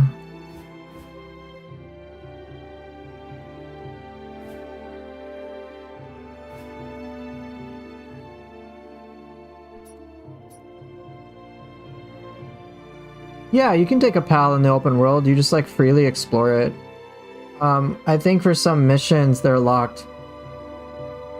Yeah, you can expedition in the open world, 100%. So yeah, you and your pals can go kill random things. And then I think for crucible stuff, you actually have to switch up missions. I think you have to actually pick them.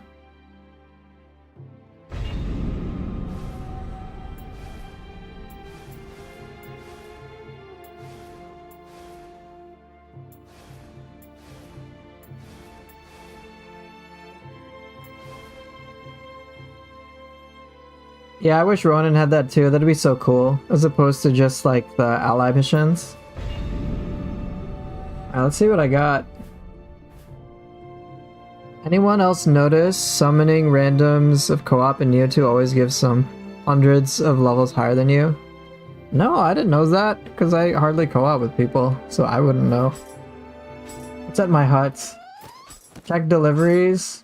How am I remodeling my hut? Tea utensils? Yeah, this is what I'm talking about. The tea utensil metagame. Let's go. Yo, okay, look, real talk. Nioh 3 needs to... They need to have this tea utensil stuff. I should have put that in my alpha demo feedback. Where are my tea utensils at? Like, why? Like, come on. This is peak gameplay right here. Alright, look at this. Kaga Koetsu is a famous Akaraku tea bowl made by Honami Koetsu. Koetsu was born into a family of sword appraisers and polishers, but he was also a renowned tea master, potter, and calligrapher. Kaga Koetsu is considered Koetsu's most nuanced work in the field of pottery. Yo! This is serious shit. If there's no tea utensils, this is an automatic downgrade, man. Alright, we got our hanging scrolls.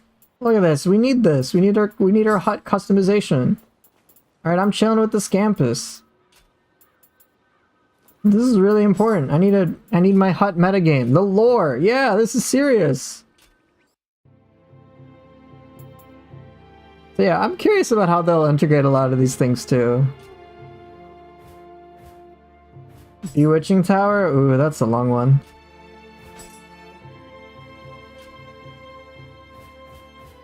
Like now with Nioh 3, I'm like, yo man, we could like explore these areas. Do quests here and quests there. Crucible 1, Crucible 2, Crucible 3. Here's our side quest. Let's go complete the side quest, guys. Here's our main hub. Let's go out from here and explore. Like that's legit now a Nioh 3 thing. So I'm pretty happy about that. The hut having a physical location on each chapter map would be really cool. Seems to be the case. Seems like they're gonna do that.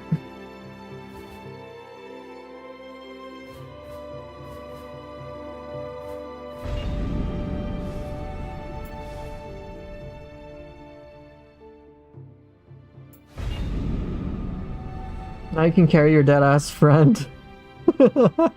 More seamlessly? Exactly. Yeah, you know what's up. Oh dang, that's a pretty wild scroll. Oh yeah, but I don't have a, just to verify, like I don't have a yokai shift build. I have a lot of anima gain. I have a, well, not a lot, but I have a good amount of anima gain and just key consumption reduction basically. So I just like attack a lot. Some general anima charge, nothing like too crazy. Look, I'm even using Scroll of the Wise. Scroll of the Wise, guys. For more loot. Slight increased damage boost. I could easily, like... If I really wanted to upgrade, I could do so right here. Got finishing... I got just a direct upgrade. I wanted to go even crazier. Where was the Scroll of the Damned? No, not this one. Yeah, this one. If I wanted to be even crazier, I could just go with this. And then I think I just wanted Finishing Flare on here. Yeah, right. We also have the tea guy, so maybe there will be... so maybe he will be there too and have an accessible tea house, right? Rejoin clans, right. So... That's a good point. Those are a lot of features that from Nioh 2 we're not focused on when it comes to Nioh 3. We don't know what to expect yet. I don't know how they're going to integrate that. And that's probably really, all things considered, not a major point of contention for the community at large.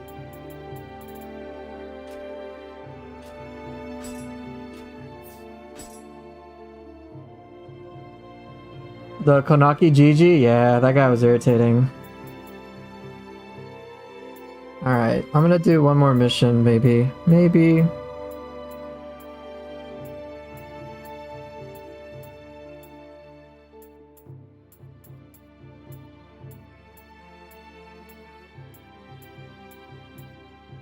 No, I'm not doing that one.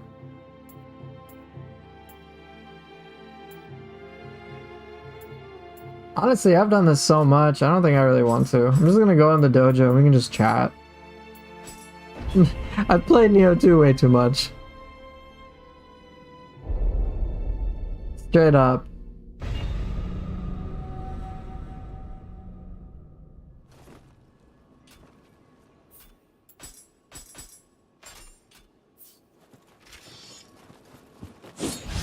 So I guess... yeah, if you guys want to talk about Nioh 3, give us damn rarity weapons.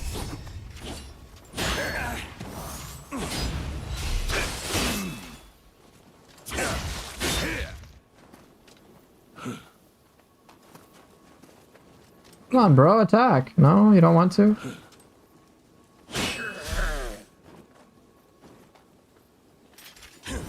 Oh, now you attack. Man, you're such a dick.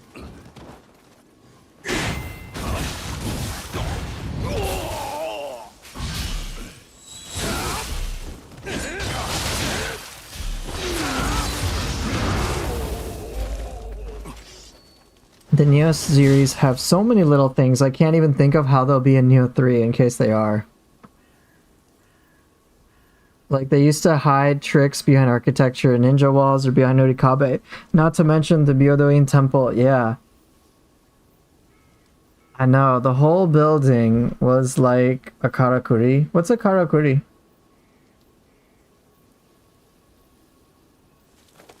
Oops. Okay.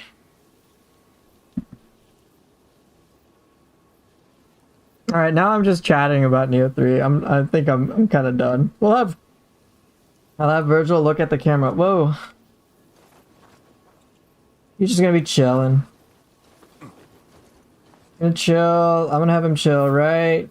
Let's see. Let's have him chill. What time is it? Is it tea time yet?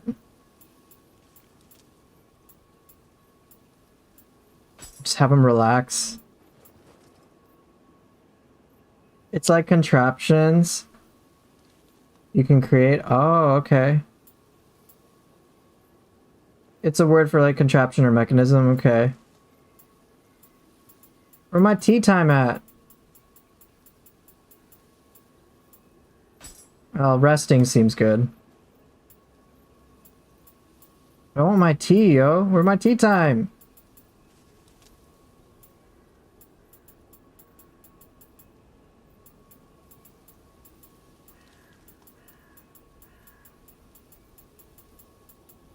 I'm pretty sure I got every single thing. Excellent.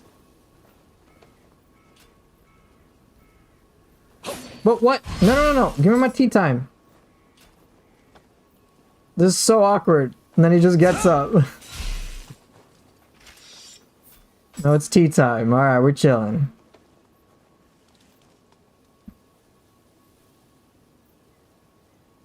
Okay.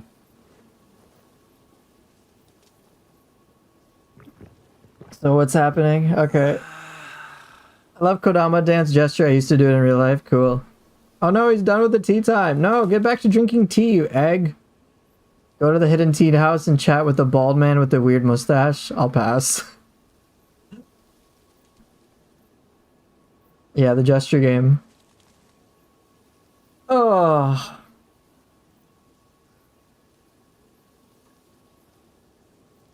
I've played Nioh 2 like way too much, bro. I think on PC alone I have like 1900 hours. So I think all things considered I probably have like 3k hours in Nioh 2. I think. I'll have to check my PlayStation time, but I don't think it's all. I think it's probably 1 grand hours.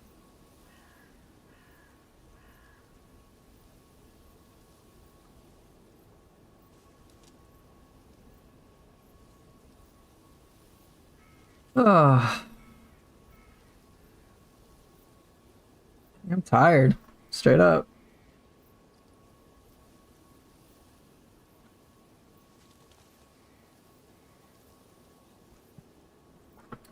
Guess I'm wondering what are some other things that we haven't necessarily considered for Nioh 3 that's in Nioh 2.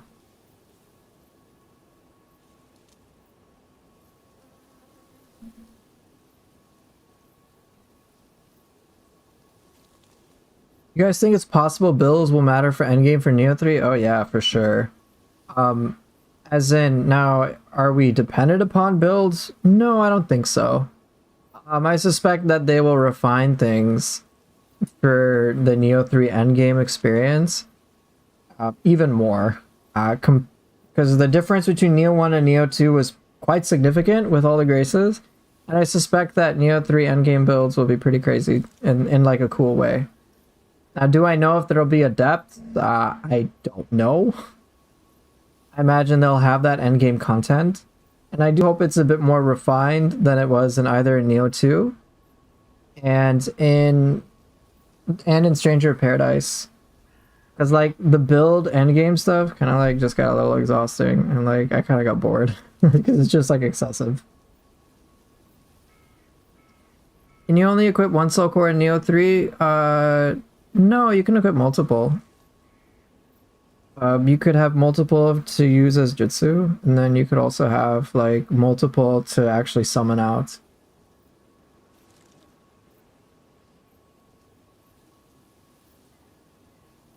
So like you could equip like at least 2 in the demo. That's just kind of how it was. Would be awesome having to unlock more stances like Ronin. Yeah, I actually enjoyed how I unlocked things in Ronin. It was pretty straightforward overall. And yeah, like it was I could earn things as opposed to just having to grind things, and like I just generally don't like grinding things, you know? Hopefully they will let us temper the gray stats for ethereal gear. Yeah, I guess we'll have to see.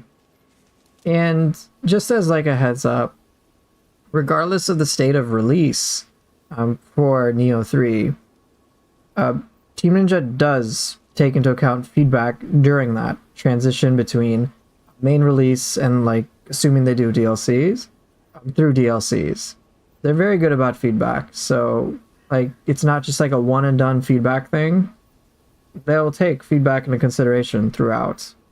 So I've actually worked with the community manager, like not like as a job, but I remember when I was part of the Nioh community Discord, we pretty much banded together to give Team Ninja's community manager like community feedback, and then they listened to it. So you know, for the things you guys are talking about, like forging and tempering and whatnot,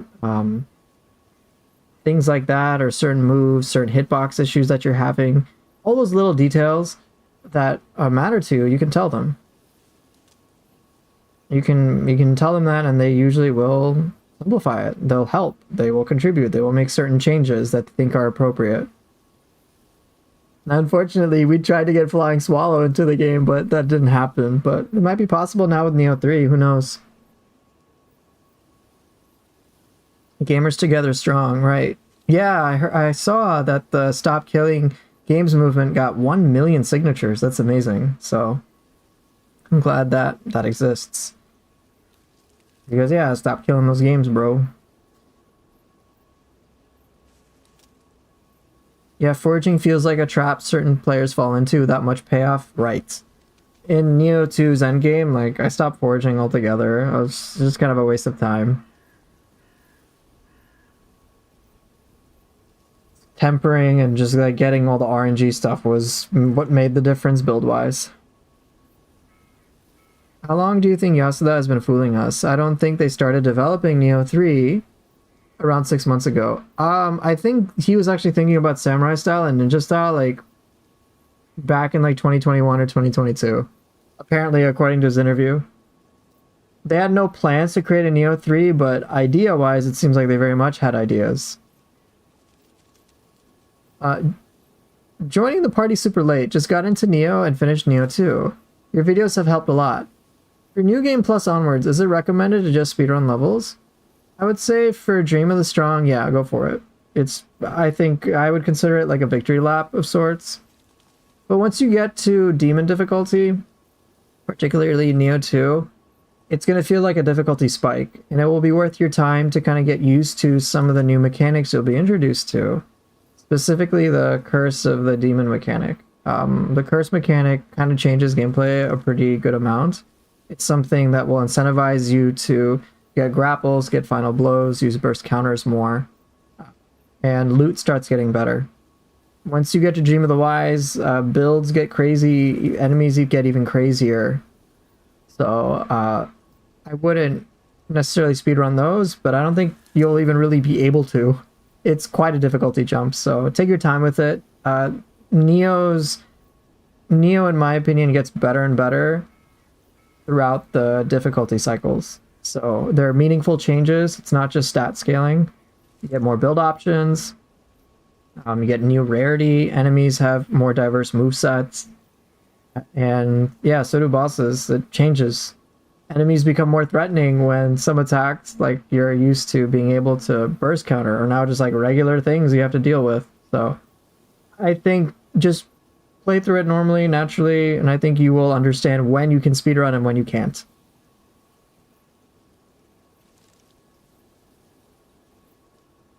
Nioh 3 is the biggest surprise reveal in a while for me. I know, me too. It like came out of fucking nowhere. It was always just kind of like a joke. Yeah, like it was always kind of a joke in my channel. Just like, yeah, Nioh 3 will come out. Maybe one day we can just pray. So much hopium involved. And then it's like Wait, Nioh 3 is like legit. Like what the fuck? Not only, and like for someone like me who's a big Team Ninja fan, Ninja Gaiden 4 already was like, I was like, bro, what? Ninja Gaiden 4? That's so cool. And Nioh 3 coming out within like a few months of each other? Like, what the hell? Both of those announcements still feel unreal to me. Like, that's awesome. And then we get a demo. Like, they released the trailer and then demo the same day. I'm like, what the shit? Yeah, and I remember my channel, people were like, yo, have you seen the Nioh 3 stuff? I'm like, oh my god, what? Yeah, Team Ninja seriously cooking. It's awesome. I'm so happy about it.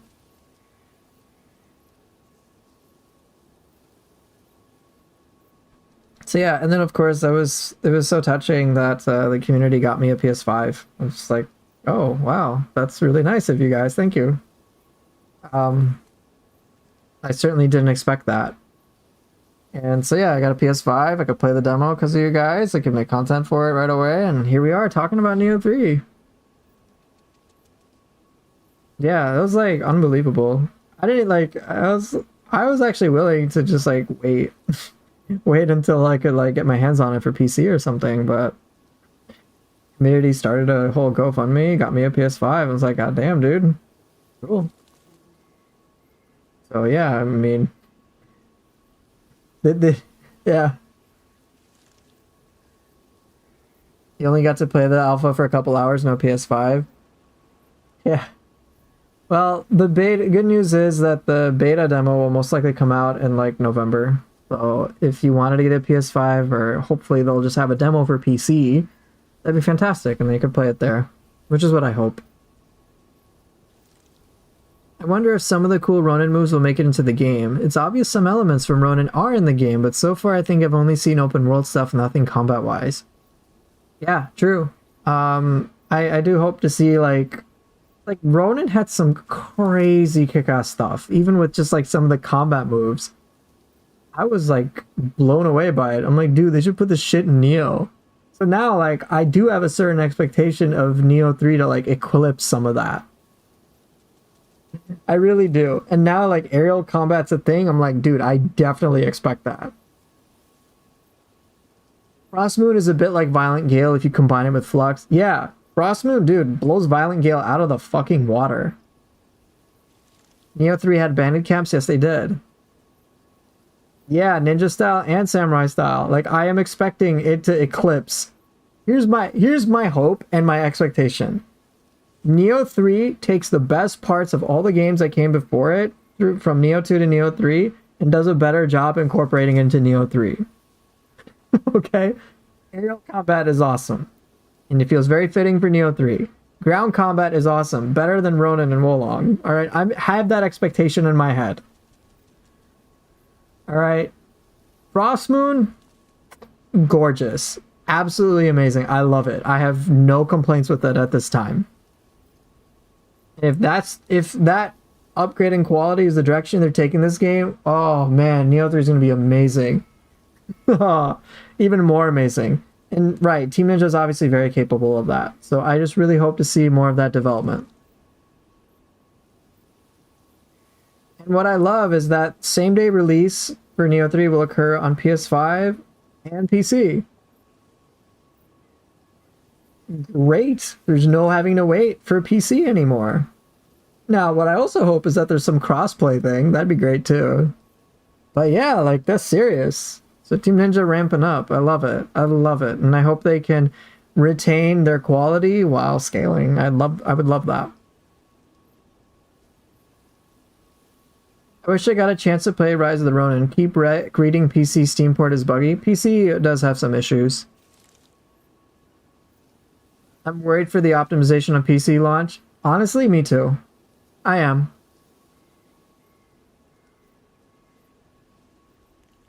I am as well. I'm thinking of upgrading to a PS5 Pro alone for the Nioh 3. I thought about that. I thought about like, you know, getting my money, like pooling more money for a PS5 Pro for this game. But like, I'm just gonna wait, to be honest.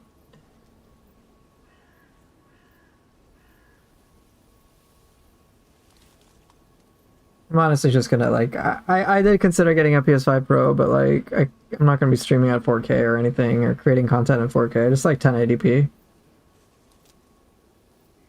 So I don't really like need a PS5 Pro. Sony's the biggest enemy of PC gaming. Yeah. Nioh 2 got a delay, what you mean? I can't get a whole console for one game. Even if I could afford it, it would become a dust collector, right? Right, pretty much. So, like, I don't blame you. But it'll come out for PC, and if you're not gonna get if the demos don't apply to PC, then at the very least you can see me play it. Like, that's for sure. That'll be pretty fun.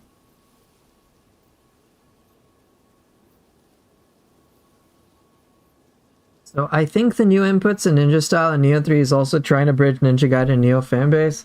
Hey, I love that. I want that. Nioh 2 PC delayed by about half a year compared to Sony. Oh, yeah. Yeah, $500 allergic reaction. This is the same reason why originally I wasn't gonna get the PS5. I'm like, I'm not gonna dump all this money for a demo, dude. I'm just not going to. But then someone set it up. It's like, okay, we're gonna get this guy a PS5 so he can play Nioh 3. I'm like, okay, fine. Communities, they kind of tipped my hand for me. Forced my hand. I gotta do it. Yes, same day release for PC and PS5. So, yeah. Awesome. Dust Bloods type situation. Oh yeah. I'm not even getting a Nintendo Switch 2. Like $80 Mario Kart. I'm like, get the fuck out of here. I'm not supporting this practice. I don't like want the Switch that badly. There's like no games on there that I'm like, oh my gosh, I gotta play it. I'm like, I'm not paying $80 for a game. I'm like, no, screw that. Ninja Gaiden 4 is 70. I mean, even I think 70 is a lot. But I'm like, Ninja Gaiden 4 I can pay 70 for. Like, I don't like paying that, but I will. But like 80 for Mario Kart World, I'm like, nah, I'm not doing that shit. The launch optimization for Nioh 3 on PC might be rough. Yeah, I don't have if there's one thing I'm not confident about with Team Ninja is their PC optimization. After seeing games like Rise of the Ronin, Stranger of Paradise, which may not have been entirely their fault, considering it's a Square Enix thing. Like, yeah, I'm not optimistic about PC optimization. I'm sure PS5 will run pretty well, but PC, Nioh 2 runs well now. Early on, there were quite a few problems. But I anticipate that's something they're going to work really hard at, is try to make